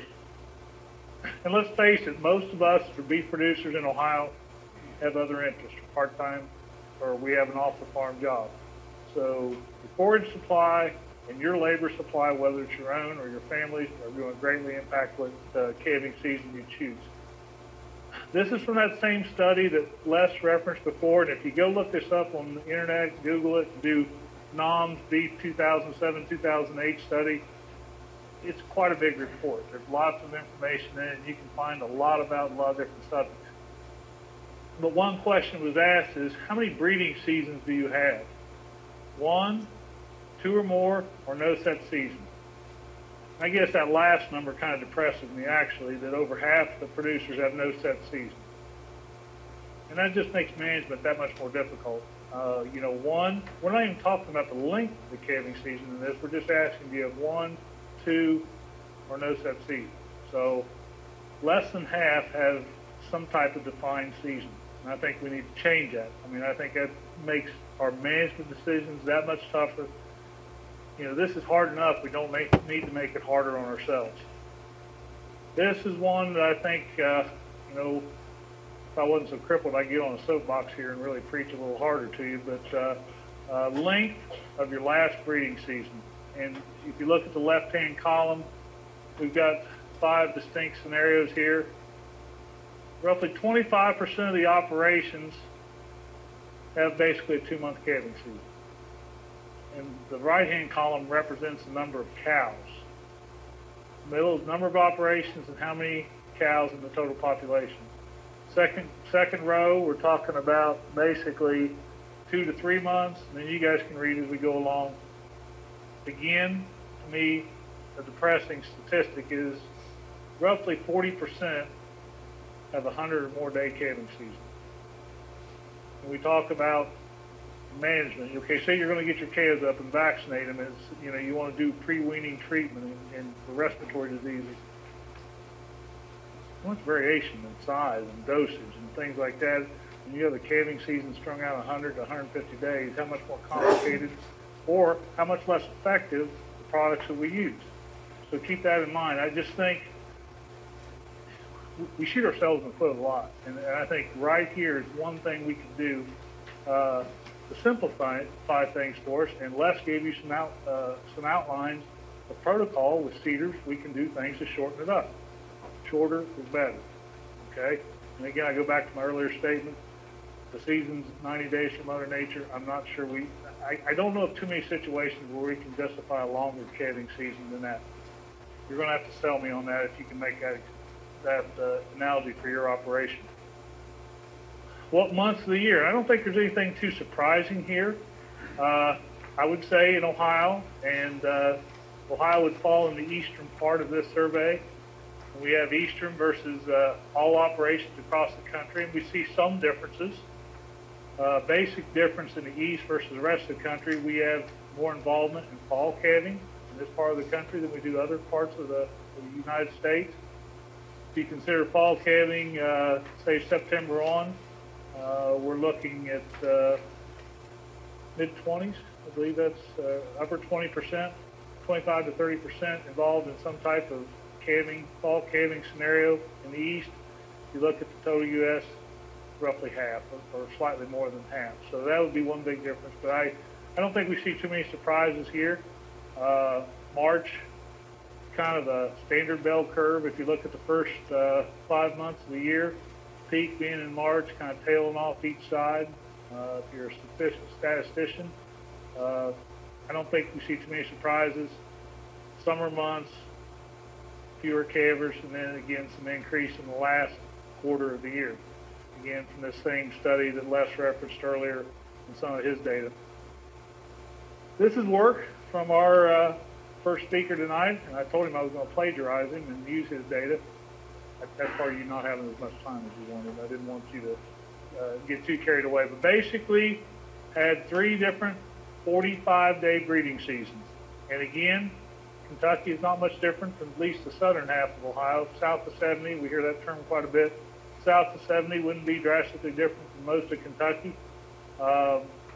Pregnancy rates, and this bears out what I was talking about before. The longer you go into breeding season and get in the summer, you're going to see pregnancy rates reduce.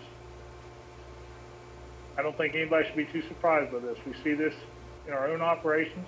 I see it in mine. If you don't see this general trend, I would be very surprised. You have an exceptional operation. It's probably like that gentleman from Virginia last that you showed that's doing probably everything just perfect. And what's the culprit of this? Anybody want to take a guess? Why are we seeing this? What's probably the biggest single factor that impacts the reproductive rate? And what's the main forage component of the environment? Fescue. Fescue is the culprit. Kentucky 31 was a great invention, Les. It really was. And there's saved a lot of ditch banks, interstates, waterways. Dave Perry, former NRCS person here, how many times was that used in soil and water type projects, conservation projects? It's a great grass in my mind from November 1 to April 1. I'm very thankful we have it in that period. It takes a lot of abuse. It takes foot traffic. It doesn't. I don't know if you can kill it. I think you could throw it on this carpet here and it would grow. So this same time frame where I love it, I absolutely detest it in June, July, and August.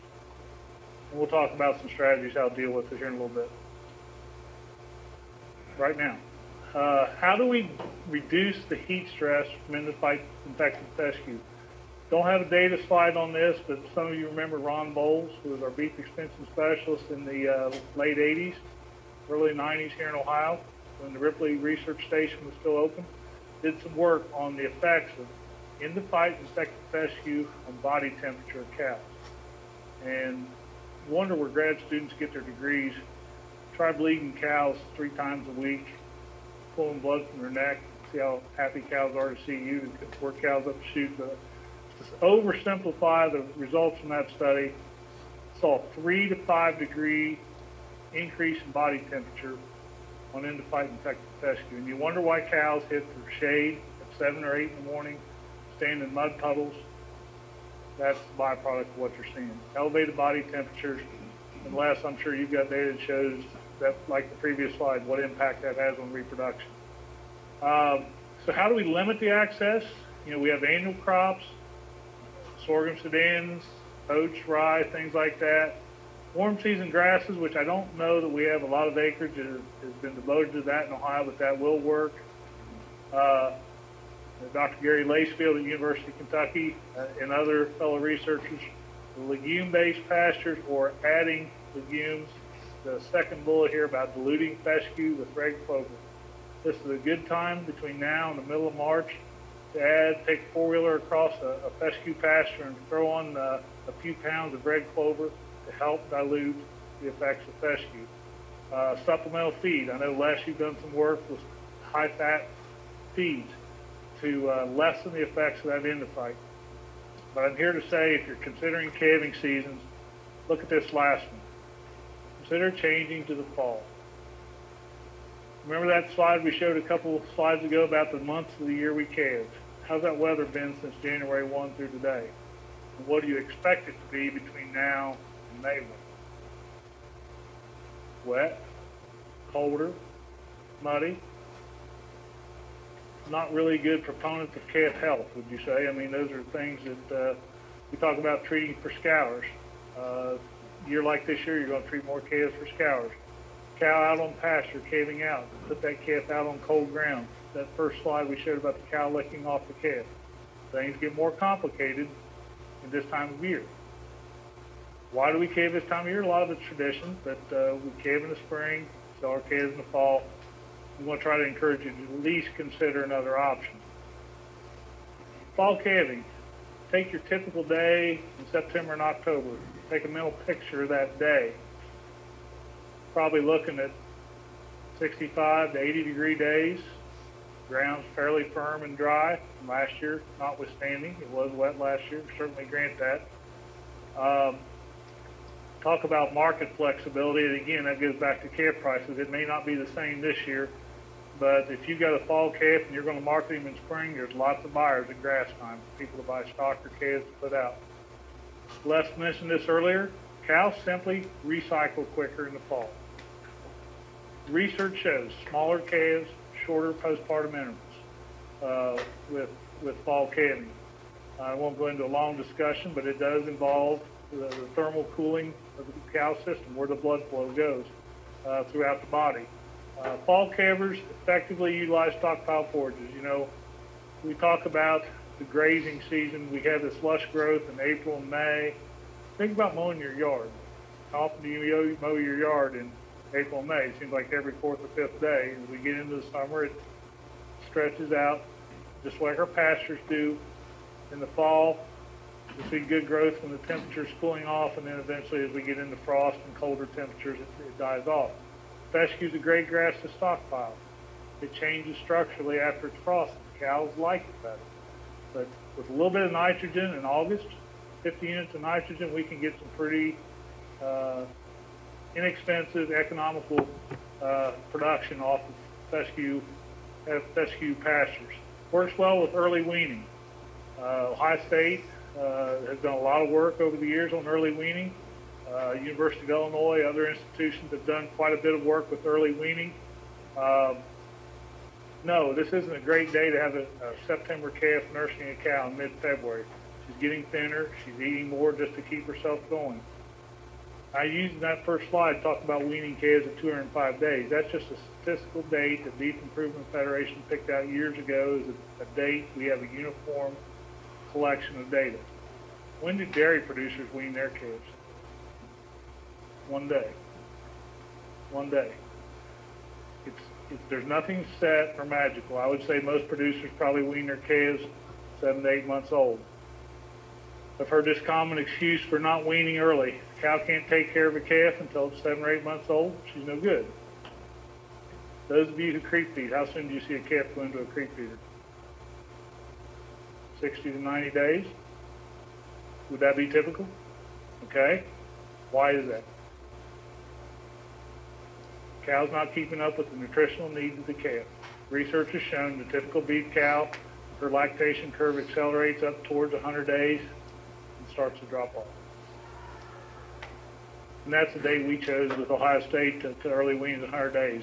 I don't have time tonight to talk about a lot of that. It is an option to complement fall calving. You know, it is a challenge. I know some herds that have had some reproduction problems, have a few open calves. Well, I'll just hold them over to the fall. A year of a drought or some complications, that might be a good thing. For a hard breeder in the spring, they're not going to get easier in the fall necessarily. So if you take a problem cow in the spring and move her to the fall, that's not a good out. I guess that's what I would say. Does it require better feed? Absolutely. Especially if you're not going to early wean as you get into the February, March stretch run at the longer end of the calf lactation on the cow. I'm not sure that I could recommend traditional weaning process for fall calving. I think you do have to early wean. I know there's a hesitation to do that because it does take more facilities. It requires maybe hand feeding calves, and that goes against your religion. Okay, some people just absolutely don't think we should feed calves. I'm here to say if you're going to supplement feed somebody, the cow or the calf, doesn't it make more sense to put grain or purchase feeds into something that's actively grown? That cow, you're going to, Les talked about that study with heifers. You supplement feed a cow today, you're going to kind of keep her where she's at if she's still lactating. You take that calf off the cow, her nutritional requirements go down. If you've got a body condition problem, say they're bordering in that 4 range, you can save yourself a lot of problems by taking that calf off the cow. And that's not just a fall scenario. That's in periods of drought, in spring-born calves. I think you could probably make a justification for early weaning first calf heifers any time of year. Fall calving is definitely tougher with larger frame, growthier cattle. They do have more requirements, and obviously you're going to need some improvement in facilities, especially if you're used to weaning your calves the day they go to the stock yards. So that does take a little bit of change of mindset, but I'm just throwing that out as a scenario to consider. Obviously, a minority of producers in Ohio use fall calving, but I think it's something that's worthy of considering, especially if your predominant grass is fescue. Okay, let's shift gears to the genetics side of it.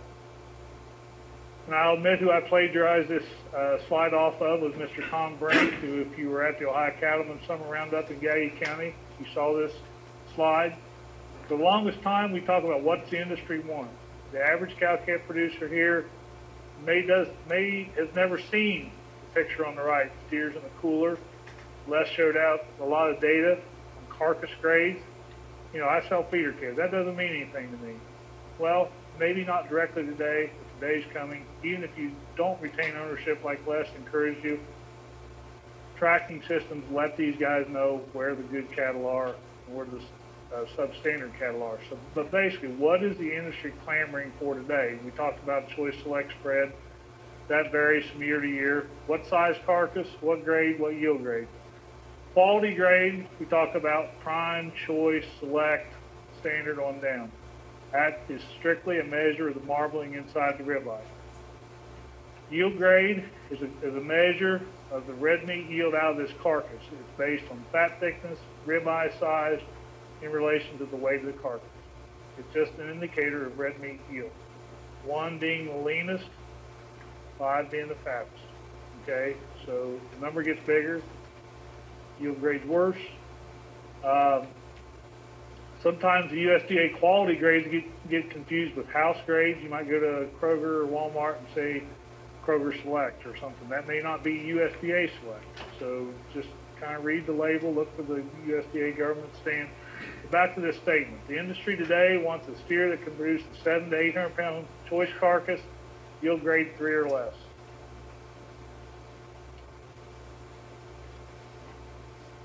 Choice, you know, with the choice select spread last fall when it got up to upper double digits, obviously they want choice. We talk about exports being really good. Demand domestically has kind of held. One big event that changed in the last half of 2011, our largest grocer decided they wanted to buy more choice beef, and that was Walmart. Walmart got into the choice beef market, and that's what accelerated probably as much as anything. Plus, our main export customers in Southeast Asia do want our higher quality product. They're going to pay us a premium. They don't want our lesser quality. Yield grade 3, I think that regardless of the economy, there's not a lot of place for 4 and 5 yield grade carcasses. That extra fat is very expensive to put on. Usually when you get that fat, it's the tail end of a feeding period. Feed conversion is not as good. They're putting more of it on white meat. The old timers, you've heard the phrase, 30 more days. Feed them 30 more days to get them into the choice grade. Well, that's outdated now. We've got genetics and we don't have to do that. Unless you use 2 of those bulls, and we don't have to do that 30 more days. The issue today is that last number, 700 to 800 pounds. Folks, bottom line is if you keep them under 1,000 pounds, you're not going to get docked. Think about how big a steer that is.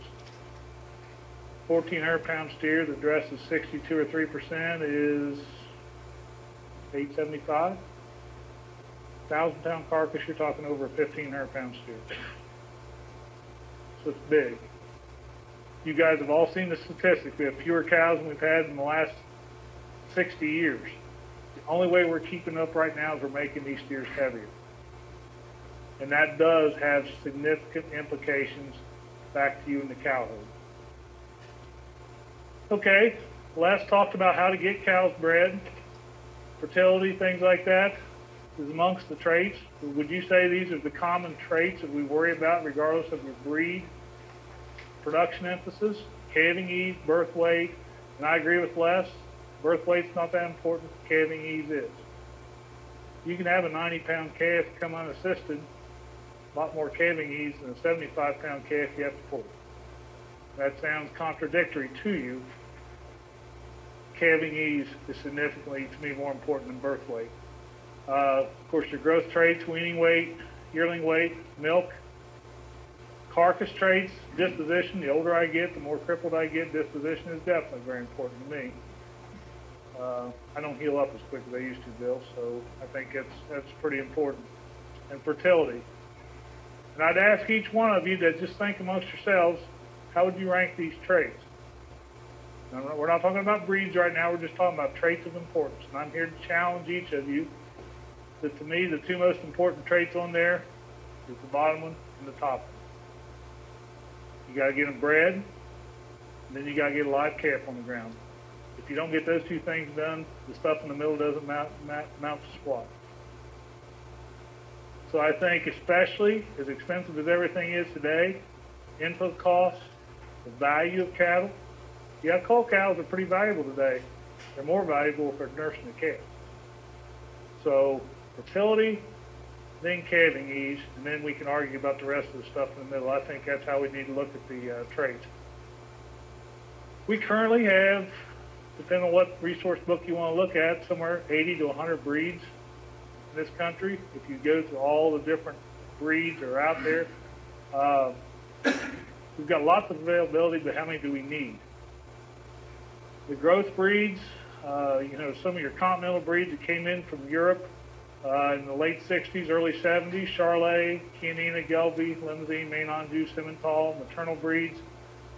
If we were having this discussion farther south, and here in this audience, I know we have some ear cattle breeders, and there's certainly nothing wrong with that. There is a definite place for Brahma or Santa Gertrudis influenced cattle in this country. We don't necessarily see it as much here in Ohio, but definitely in the southeast, in Texas, in the southwest part of the country. So I left that out, but do recognize their importance in parts of this country. And how many do we need? Think about that. There are differences, and we'll talk about some of the differences in these breeds. Gigi, I think I hit your back of your head sometimes. Sorry about that. There's lots of different parts of this country, different climates. We're spoiled, to be honest with you here. We get annually in southern Ohio 40 to 45 inches of rain. Out west, some locations 10 inches of rain a year, 10 to 15. What's our normal stocking rates here in Ohio? How many acres do we need to support a cow? Depends on how good your forages are. 2 to 5 acres. This depends on how to support a cow for the year. Both grazing and haying needs. Stocking rates much larger out west as far as acreage per cow. Frame score is nothing more, and we'll see a slide here later. It's just height at a given age. And I know some of you have seen frame score charts and are familiar with that. It's just a number. It's kind of like yield grade. It's just a number. You just need to understand it just measures relative differences in height, frame score at a given age. Where we get into trouble is when you get much past 2 frame scores difference between the sire and the dam. And we saw that in the 70s when Chianinas, Simmentals, Maine Anjous came in. They were quite a bit larger than our traditional English breeds. And why did some of these breeds not take off right away? Calving difficulties. You know, there was a big stress to a 1,000, 1,100 pound Angus or Hereford cow to get bred to a Simmental or a Chianina. It was just too much difference. And that's what we're talking about in that second bullet. No more than 3 frame scores different. If you're in a continuous situation, I don't care what breeds or hybrids you're using, for consistency reasons, I guess on the cow side, I certainly would encourage you to stay between 4 and 6 frame. Basically what that equates to, 4 to 6 frame cows, 11 to 1,300 pound cows. Now, contrary to popular belief, not everybody has 1,200 pound cows. We've thought about that for a long time. Everybody thinks they have 1,200 pound cows. Go measure and weigh your cows, and you might be surprised. That equates to like 1,750 to 2,100 pound bulls, 6 to 850 pound carcasses. So we see the lighter end of this carcass range is not meeting the industry's needs today. But the thing we worry about is to get the heavier carcasses, which is what I call frame creep. We do not want the cows to get significantly larger. Historically, it's much more efficient to keep cow size moderate and get a lot of your extra growth from the sire side. I love this slide. This gets that frame score difference bared out. And again, some of the weights the estimated weight column I'd say might be a bit conservative, but it just gives you an idea how cow weight increases with frame size. That's the take-home message from this slide. We can have a whole nother discussion about the right-hand column about, you know, smaller frame cows. I can run more cows in the same acreage. That's true. I can run 3 and 4 frame cows where I have 6 and 7 frame, say 6 frame cows, I run 100 cows, 4 frame cows, 110. But are these 4 frame cattle going to produce the carcasses and the cattle this industry wants? I would challenge you to come up with a good, positive answer on that. So maybe we need some of these 4 and 5 frame cows. We need to be breeding the 6 and 7 frame bulls to get the kind of feeder calves that our feedlot operators want today. This is some data that we saw at Nashville a couple weeks ago at the National Cattlemen's Meeting. And this is from the Meat Animal Research Center in Nebraska. It does probably as much genetic and production work as any one institution over the years in Nebraska. This slide is basically documenting the change in cow weights, mature weights of cows, from cycle 1 and 2, which if you look up at the top, cycle 1 and 2 are birth years 1970 through 74, cycle 7, which is around 2000. So approximately 25 to 30 years, how much did our cow size change in this country from the introduction of different breeds? On the left-hand side, HA Hereford Angus or Angus Hereford crosses. From 70 through 75, that cow was basically 10 1/4. 2000, we got her up to 1,400 pounds. Again, this is in Nebraska, central Nebraska, with this one location. We can argue about the weights, but the trend, I think, is pretty industry-wide. Red Angus, they didn't have in the earlier period. Simmentals, again, over a 300-pound increase. Gelbies, not quite as big a spread, more like 2 1/4. Limousines, over 300 pounds. Charolais, you get the idea. We're making cows bigger as time has gone along, and that part of that's advanced nutrition. We take care of cattle better, we feed them better, but a lot of it is a result from genetic advancements, or maybe advancements is not the right word. Again, this is breed of sire means for 2000 at the U.S. Mark Research Center. Again, some of these birth weights seem pretty high, but that's a whole different environment than we're used to. But look at weaning weights. You know, do we think of Angus and Hereford being the same size? Charolais, Simmentals. Look at our, what we consider our traditional maternal breeds, and look at the size at yearling. Basically, what we're seeing in this slide is a convergence of growth traits. We've tried to make all the breeds the same. If you go to a livestock show, and we have different breeds that have used Angus cows to breed up black. We have a lot of black derivatives of a lot of breeds. I would challenge you at some of the major stock shows like Louisville or Denver, take the stall cards down and find the differences in the breeds. They look a lot alike. It's happened with the growth traits, but not necessarily the carcass traits. Look at the carcass differences.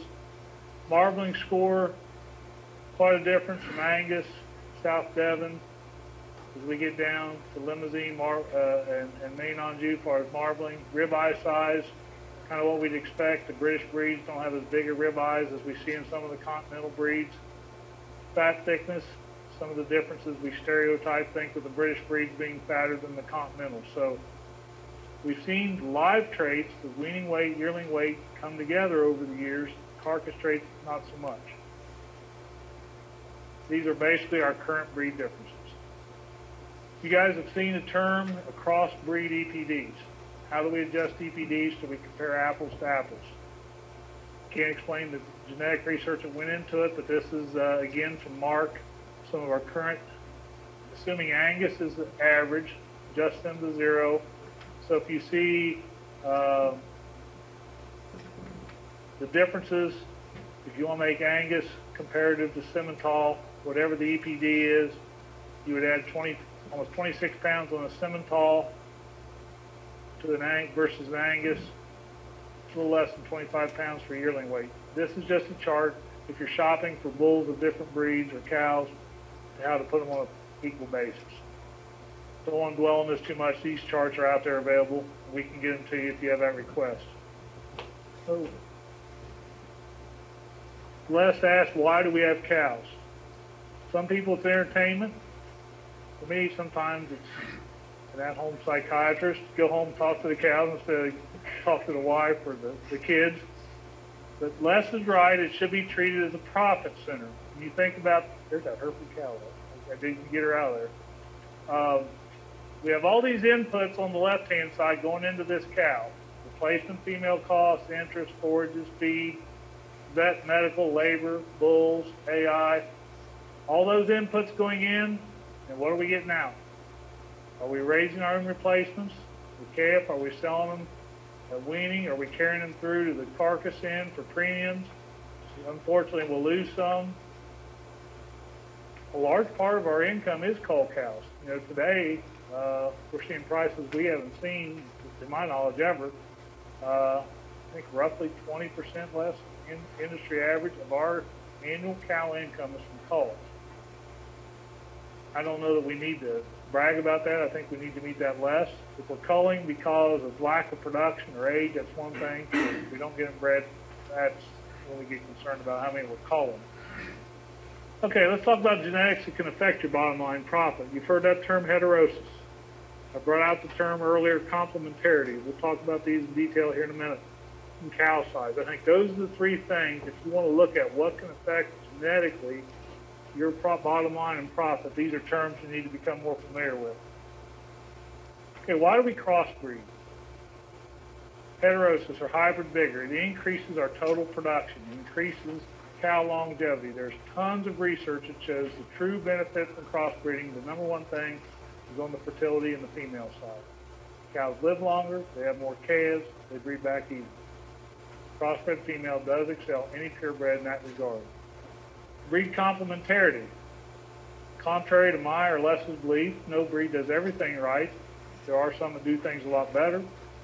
There's some breeds that are very specialized and do some things very well and other things not so well. When you're putting together your breeding program, you need to keep in mind those strengths and weaknesses and how can we take advantage of the strengths. If you determine a mating system, you're going to crossbreed. Here's the main categories of traits. We have reproduction traits, production traits, product traits. Reproduction, heifer pregnancy rate, stayability, things like that. Production would be our weights, so weaning weights, yearling weights, and obviously our product or carcass traits. It was a question was asked earlier, Les, about heritability of ancestors. And Les said that, and I'll back him up. Reproduction traits are very lowly heritable. Carcass traits are extremely highly heritable, comparatively. Ribeye size, marbling is very heritable. Les showed you data using proven bulls, how quick we can make genetic advancements in carcass traits. Heterosis basically flips the page. The lowly heritable traits become highly heritable in a crossbreeding program, and that's where you really see the benefits on the reproduction traits. Longevity of the cow, fertility of the cow. Carcass traits, we don't see much kick in crossbreeding. We'll see more kick on what Les talks about using the proven high carcass trait bulls. Just some estimates. Birth weight, weaning weights, just strictly looking at the heterosis value of these traits. As far as your performance traits, moderate. Retail product, marbling, 0 benefit on heterosis. Then we start seeing these numbers climb as we talk about puberty, first service conception, calf weight for cow exposed, longevity. We can really get a benefit from heterosis. Just some examples here. Heterosis is what is above what we expect. If breed A ratios at 96 and breed B ratios 104, you'd expect the average to be 100. With heterosis, you get an extra kick. So you guys can go through the math here and see the differences, but heterosis is that unexpected benefit. If you breed a 5 frame to a 7 frame, you'd expect a 6. That's not always what happens. And that's the same way with heterosis. Again, another slide just talking about the difference in gain. A 3-pound, Les showed you all that data with AI parents and non-AI parents. Talk about gain differences. Heterosis is a gift that Mother Nature gives us. Is it always a beneficial gift? We've got to be careful. We'll talk about that in a little more detail. Okay, this again is some older data. Shows up the, straight bred cows, the straight bred calves versus just what we call an F1. A straight bred cow bred to another breed bull, or an F1 is a popular term for that. You get almost a 15% advantage in an F1 for calf weight or weaned weight of cow exposed. But when we maximize crossbreeding, is we take that F1 female and breed it to a 3rd breed. In other words, this right-hand column would be 3 breeds represented. Now, at some point in time, we water it down. Heinz 57 doesn't make it keep getting bigger. If you take a 4-way cross and breed it to a 4-way cross, you will not see the same accelerated benefit. Complementarity. When we talked about in the 70s, when these continental breeds came over, there were significant differences. I think most of us would agree today we've seen these breeds evolve towards a commonality, and that's not necessarily good. A crossbreeding system is more than just average and heterosis. What's your long-term goal for your herd? What do you want that cow to look like? Cows eat much more than bulls. That's assuming same size, okay? The cow's got more going on. She's raising a calf. She'll do more things. Obviously, a mature bull versus a mature cow. The bull's heavier. We're talking about on the same plane. Bulls can transmit traits to progeny that really don't impact the cow. If you breed a red cow to a black bull and you get a black-eyed calf, that didn't affect that cow, but it affected the value of the calf. Hold trait, different things. So I guess what I'm saying, complementarity was much easier to document several years ago. As we got these breeds similar, we've lost complementarity. And this is what we talked about earlier. When you have too great a differences between, I don't care what trait you're talking about, frame size, muscle. If you breed a double muscled bull to a dairy cow, you're inviting some problems. If you breed an 8-frame bull to a 4-frame cow, you're inviting problems. And that's what we're talking about here. Make your differences subtle. Make sure they complement each other. If you look at crossbreeding, the advantage of heterosis to the cow herd, longevity, reducing replacements, it does improve your chance for profitability. We can select for complementarity. What we do in the 70s, we took the growth breeds and bred them to maternal breeds. Think about the mating system in the hog industry. What's the standard sow in the hog industry? She's an F1 crossbred double white sow. landrace Yorkshire, something like that. They took 2 maternal breeds and crossed them to get that heterosis kick. Just for an example, in cattle, would you be better off keeping an Angus Hereford cross female to put back in the herd, or an Angus, pick your continental breed, the growth breed? You've got 2 breeds that complement each other for the final product. If you're going to keep females back, combine what they're good at. Combine maternal strengths. So take your British breeds or your maternally strong continental breeds, such as Simmental or Gelby, something like that. Limousine, Charolais are more muscle type breeds. If you're going to have a terminal type situation where you're going to sell all your calves and not keep replacement, that's a great cross. That's an example of complementarity. We take the Limousine or Charolais that got muscle, add those to our British breeds that don't have as much muscle. That's a good example of complementarity. It doesn't work for the female side, though. You're diluting the maternal strength of the female. What's a breed supposed to do? I think all breeds today have a little bit of an identity crisis. We try to be everything for everybody. You know, back in the 80s, the British breeds were really guilty of trying to make them look like continentals. I can still remember Les back in 1988, we had 2 Angus bulls and a 2-year-old bull class at Louisville that weighed within 50 pounds of 3,000 pounds. Angus bulls do not need to be that big. That would be one. When the exhibitor could not see over top of the bull, he was too tall. He was too tall. So that was okay for some of our continental breeds, but not for our breeds known for maternal excellence. The more traits that you worry about, it's harder to make genetic progress. If you talk to packers, probably the most consistent animal going through the chain today is a Holstein steer. Why is that? Well, they've been bred for milk. A dairy producer is single-minded in his focus. He's breeding for milk. Now, that steer isn't what we all would consider to be an ideal market animal, but he's very consistent. He'll grade choice. He'll be a low, mid 3 yield grade. He'll dress high 50s, low 60s. They're consistent because they've been bred for one purpose. The average beef calf that goes to market today, is there that kind of a single-minded focus? Absolutely not. Now, the excuse we hear, we have so many environmental differences in the country. What works in the east is different than the south, the upper plains. And that's part of our weakness, and that's part of our strength in the business, is we can use beef cattle in a lot of different environments. I don't think we're going to see beef raised in deference to Chipotle's ad that we saw during the Grammys. I don't think we're going to see factory versions of cow producing units like we do see in chickens and poultry. Now, if anybody goes out west and sees a 50 to 100,000 head feedlot, you might say that's the factory version, but at least the production unit, we're not going to see it in beef cattle. We need to take advantage of land. Unless you ask that, or you brought up that survey, why do we own cows? We own cows because we put them on the ground we can't crop. Grain crop, at least in this state. Biological bush hog, that's a great term.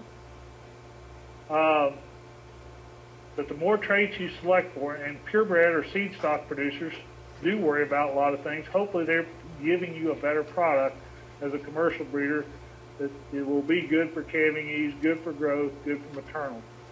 You as a commercial producer, think about what kind of calf you want to sell, what traits are important to you. And again, terminal crossbreeding is much easier when the female is fertile. Think about how much different our industry is than the pork and poultry business. Look, there's just a handful of lines of poultry, and they're controlled by 3 or 4 producers. Minimal number of lines. You know, you go to a poultry, you talk about records and documenting performance. Those guys can tell you to the 10th of a gram of feed, their feed conversion. They're way ahead of us on that. But they have a standardized system, a standard environment, which makes us a little behind the 8 ball compared to these 2 industries. This slide's a little busy, but basically we're talking about maternal composite cows. I think if you want to mimic the poultry or the pork industry, we need to make maternal-oriented cows. crossbred to get that F1 maternal-based female. Here at the bottom, bring in the terminal sire. If you're going to harvest the animals, definitely need to have the terminal sire influence. If we're retaining maternal females, we've got to keep that maternal composite here in the middle. You're probably going to give up some profit if you don't add the terminal sire, if you're raising feeder calves or retaining ownership for the rail. But again, this is just a basic system where we crossbreed maternal-based lines, then work in the terminal-based sire on the bottom side as we get closer to the end product. This is a concept that's probably radical for most folks, and this article appeared in the December 29th online version of Drover's Journal. Basically an article from a specialist at CSU about purchasing versus raising replacement females. And again, this crowd can see that I'm crippled. I will get up on the first step here to start preaching. I think this is one of the biggest mistakes we made in this state about retaining our own replacement females. It complicates everything we do in the cow herd. I can't emphasize that enough. If you're trying to produce a calf to go to the yards that excel in weight and performance, you're probably not designing the ideal maternal female. And it also has impact back to your sire costs. Let's think back to Les's handout about prorating a bull for number of years, number of cows. Yeah, that figure he showed, whether it's AI or a bull, $65, $75 is pretty expensive. The longer we keep the bull, the more cows we put him on, that cost goes down. The advantage of the beef industry, if we would change our model about the smaller producers keeping their own replacement females, we can eventually get a system where we produce heavier calves, where we use smaller cows with terminal sires to produce that ideal composite. If we have a maternal-based system, we have less calving difficulty. And I am going to pick on a segment of our industry. We talk about some of the producers that raise club calves. Their idea of calving ease and mine are completely different. We need to get live, healthy calves out of that first calf heifer, and it's extremely hard to do when we're in a terminal-type system. More uniform stream of calves with better carcass characteristics. That's that complementarity. Use the muscle yield breeds on your maternal females.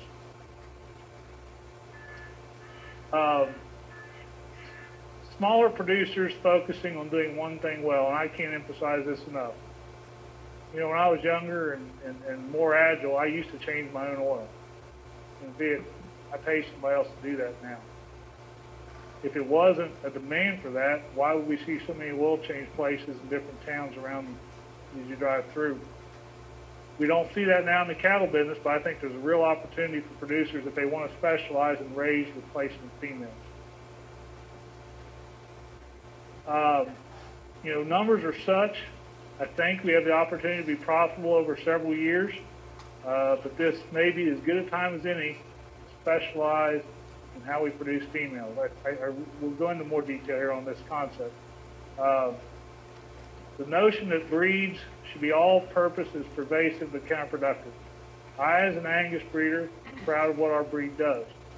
And our breed does a great job promoting it, but it doesn't do everything right. And again, we've talked about it quite a bit the last few minutes, but breeds have become far too similar. Heterosis is important, but it is not a free lunch. When we get that kick in growth, it's great, but if we're keeping that female and seeing our cow size keep increasing, that is not a free lunch. The free lunch is with the heterosis on the calf. It's a hidden cost on the cow that you saw the statistics earlier, how much the cow size has increased over the last 30 years. And generally, it takes a little more money to run a stock car than it does a hybrid, doesn't it? If you got something that can really run and perform, it takes a lot of expense. Again, complementarity and terminal crossbreeding is underutilized. Again, if we would change our industry structure to more whether we could get females developed by set producers, I think that would really change what we do. We have a lot of single bull herds in this state, and it's really hard to properly develop a replacement female. Again, specialize in maternal genetics. Here's a concept that's been around at the bottom of this slide for quite a while, and we still haven't got it perfected. If we could get economically feasible sex semen, we could really revolutionize this industry. It's a lot more adopted in the dairy industry. They make a lot more dairy females than they do dairy bulls. Unless we only get 8% of the cows they eye, it's going to be hard to make a significant change on our sex ratio of the beef calf crop. But I do know there are beef seed stock producers out west that specialize in selling bulls that are using bull sex semen to make bulls. We can do the same thing with females as well. Smaller cows may not be inherently more efficient, but they're more profitable if we use them on those growth type bulls. Lower mature size, and again, I'm not encouraging you to go back to 1,000, 1,100 pound cows, but we certainly don't need 15, 1,600 pound cows raising commercial calves. Again, what really is the cherry on top of the sundae, if we can get terminal breeds, if you can identify calving, ease, growth type cattle, you can really make some hay, not stress your herd. Again, most breeds need to decide whether they're maternal or terminal. We've got them all looking the same. It's kind of hard to differentiate. What are they? It's important to compare breeds for these economically relevant traits. Again, a black Simmental today isn't vastly different from a black Angus. We don't get the same heterosis kick today as we did 30 years ago. We just don't see it. Again, recognize what breeds are good at what. There's no way that Angus will ever compete with Limousin and Charolais for muscle. Do we need to have the average Angus have more muscle? Absolutely. We don't need to make them the same as Charolais and Limousins. Again, mature weight, weaning weight, the more weaning and yearling weight, that's why I go back to the industry wanting bigger carcasses. We got to be careful not to let our cow size creep up that much more. Common breeds all have increased in mature weight. Again, we need to be respectful of those differences. I love this slide. Whether we're talking about calving season or our breed differences, just because we've always done it that way doesn't make it right. So it's not really kind of stupid. I look back on some of the things we used to do, and I'm surprised we haven't gone out of business sooner. I'm talking about my own personal operation. So just because we've always done it way doesn't mean you should not consider a different way. I mentioned calving season. I'll go back to replacement heifers. The average herd in this state is what? Less than 20 cows. Given normal replacement rates, that means the average producer is keeping back 3 to 5 heifers.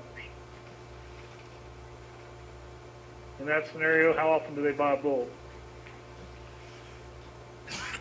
Every 2 years. I don't want the bull to breed his daughters.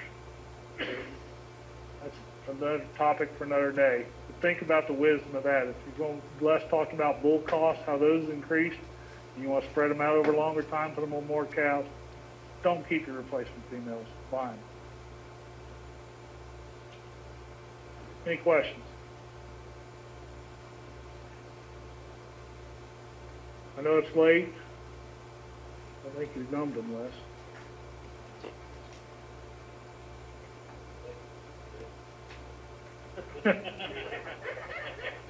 I'm not the expert. I'm closer to home. You're farther away from home.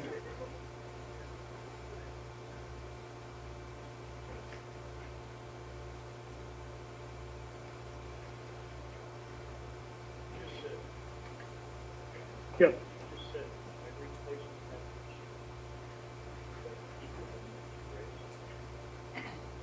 From a practicality standpoint, the question is, he was asking about my statement about don't keep replacement heifers. The mentality has been, I can raise better replacement heifers than I can go buy. Okay? Now let me back up. You can keep replacement heifers, but use less as information. Artificial breeding.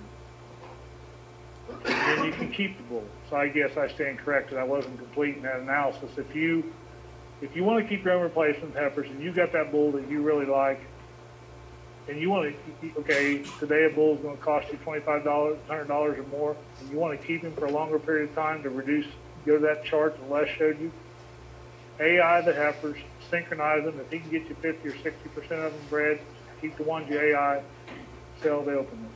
I think that's a really practical strategy. I'll take the buying replacement heifers one step farther. I don't care if you raise them or buy them, calving out heifers is a challenge. Ideally, if you can buy a young cow that's had her first calf, that's the right one to buy, a 2 or 3 year old that's gone through the headaches. Like Les said, don't synchronize cows and use an inexperienced bull. There's some value in that.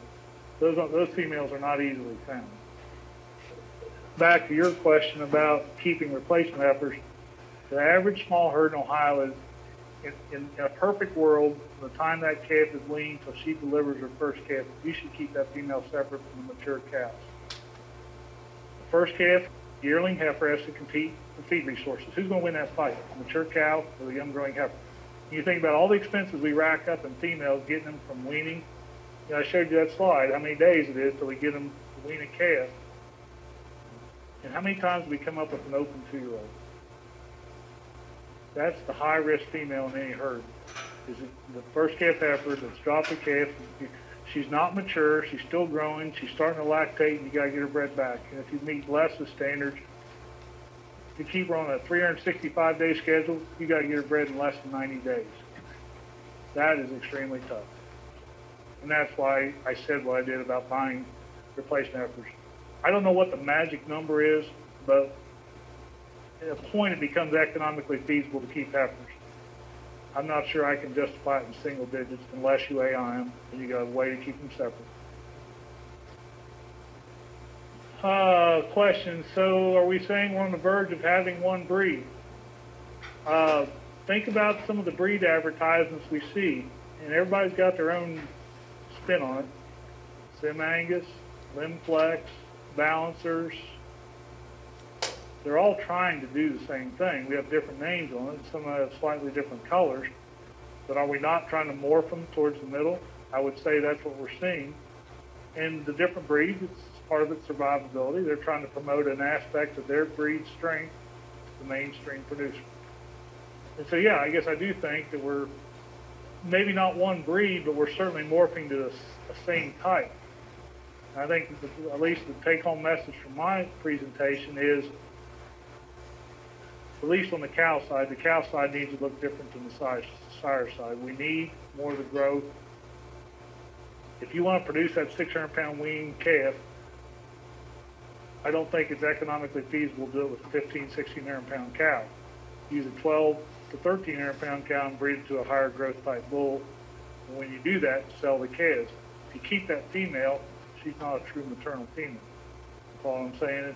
If you use a Charolais or a limousine bull to get the growth traits you want, she's not going to excel on the maternal side. Another question. Are crest-bred bulls considered seed stock? Yes. Seed stock is not mutually exclusive of being purebred. If you go back far enough, everything's crossbred. You know, different breeds were developed from base stock. But I would say definitely the trend is today is hybrid bulls. Sim Angus, Limb Flex, Balancers, things like that. And for small producers, it does offer some advantage. You can get some of that advantage of heterosis and not try, you know, we talk about breeding F1 females. For the average small producer, that's hard to do and build up females. So, yeah, I do think that crossbred bulls are considered seed stock.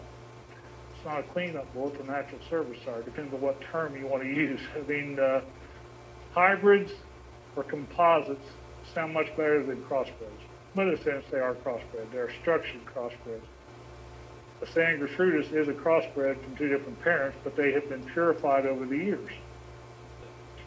At NCBA 2 weeks ago, Cattle Facts, which you guys have probably seen that term, that's the kind of the economic outlook gurus for the beef industry, expects replacement females this year to be 25% higher than last year. So that means a $1,200 cow is a $1,500 cow this year. You can do the math. Back to price of bulls less. Some of you who've got more experience or read the different publications, you know, we talk about different formulas. You know, what's the price of silage? 6 to 7 times the price of corn. You know, that's kind of the standard figure, 6 to 7 bushels of corn and a ton of silage. is the way to value it. I've seen figures that the value of bull is the value of 3 fat steers or 5 feeder calves. A good bull should be worth 3 fat steers or 5 feeder calves. Do the math on that. A little more than what we've seen. Dave asked about heifer development centers. You know, we tried that concept to promote it, have some people would take your heifers and raise them for you. And I can tell you, out west, that's a fairly common concept. There's big ranches that will send their entire heifer crops to other places to develop them and then get them back as bred heifers. Take that production step off the range. You know, from the time they're weaned and processed till their time confirmed bred, say an 18 to 20-month-old heifer. I think it's a great concept. It has not caught on as well as I hoped it would here in Ohio. It's much more out west. You know, I hear that excuse on a lot of practices. Guys out west are bigger. They can do things that we can't do. Les, does a bull in Kansas breed more cows than a bull in Ohio? Stocking rate's the same. But you get my point. I guess to me, I think we give ourselves excuses and cop-outs. And Dave, I think the reason that concept hasn't caught on is because you see what the cost is when you pay somebody else to do it. There's all kinds of hidden costs in raising replacement heifers. We think we can raise them cheaper. No, you can't. When you're doing something on a small scale, it costs more money. That's why I pay somebody to do my taxes. I pay somebody to change my oil. I can do it more efficiently through them, and I'm glad to pay them. It frees up time for me to do something else. If you send your replacement heifer somewhere else, how much more could you use the ground that you've got now? You could maybe run more mature cows if you send your replacement heifer somewhere else. Just a thought. For those of you familiar with the heifer, Bourbon Select Heifer Program in Paris, they have a bred heifer sale late October every year where you can go buy confirmed bred heifers to take back to your operation. Unless I would say that concept has gotten more popular over the years. The beef industry on most practices is behind pork and poultry on adoption and dairy, especially like EPDs and genetics. So dairy folks are way ahead of us in adoption of technology. Again, they're more single-minded in their focus. They breed for milk production, in some cases, fat or protein. The question was typed in earlier about DNA tests, and that's another thing. There's an onset of that in the beef industry. You know, we first had performance programs where we would just weigh cattle, and we had ultrasound. DNA is just the next step in gathering data. Jeff, we kept them awful late tonight. I don't have any more questions here. Anything on your end? I've got nothing. Thanks for your time, folks. Thank you.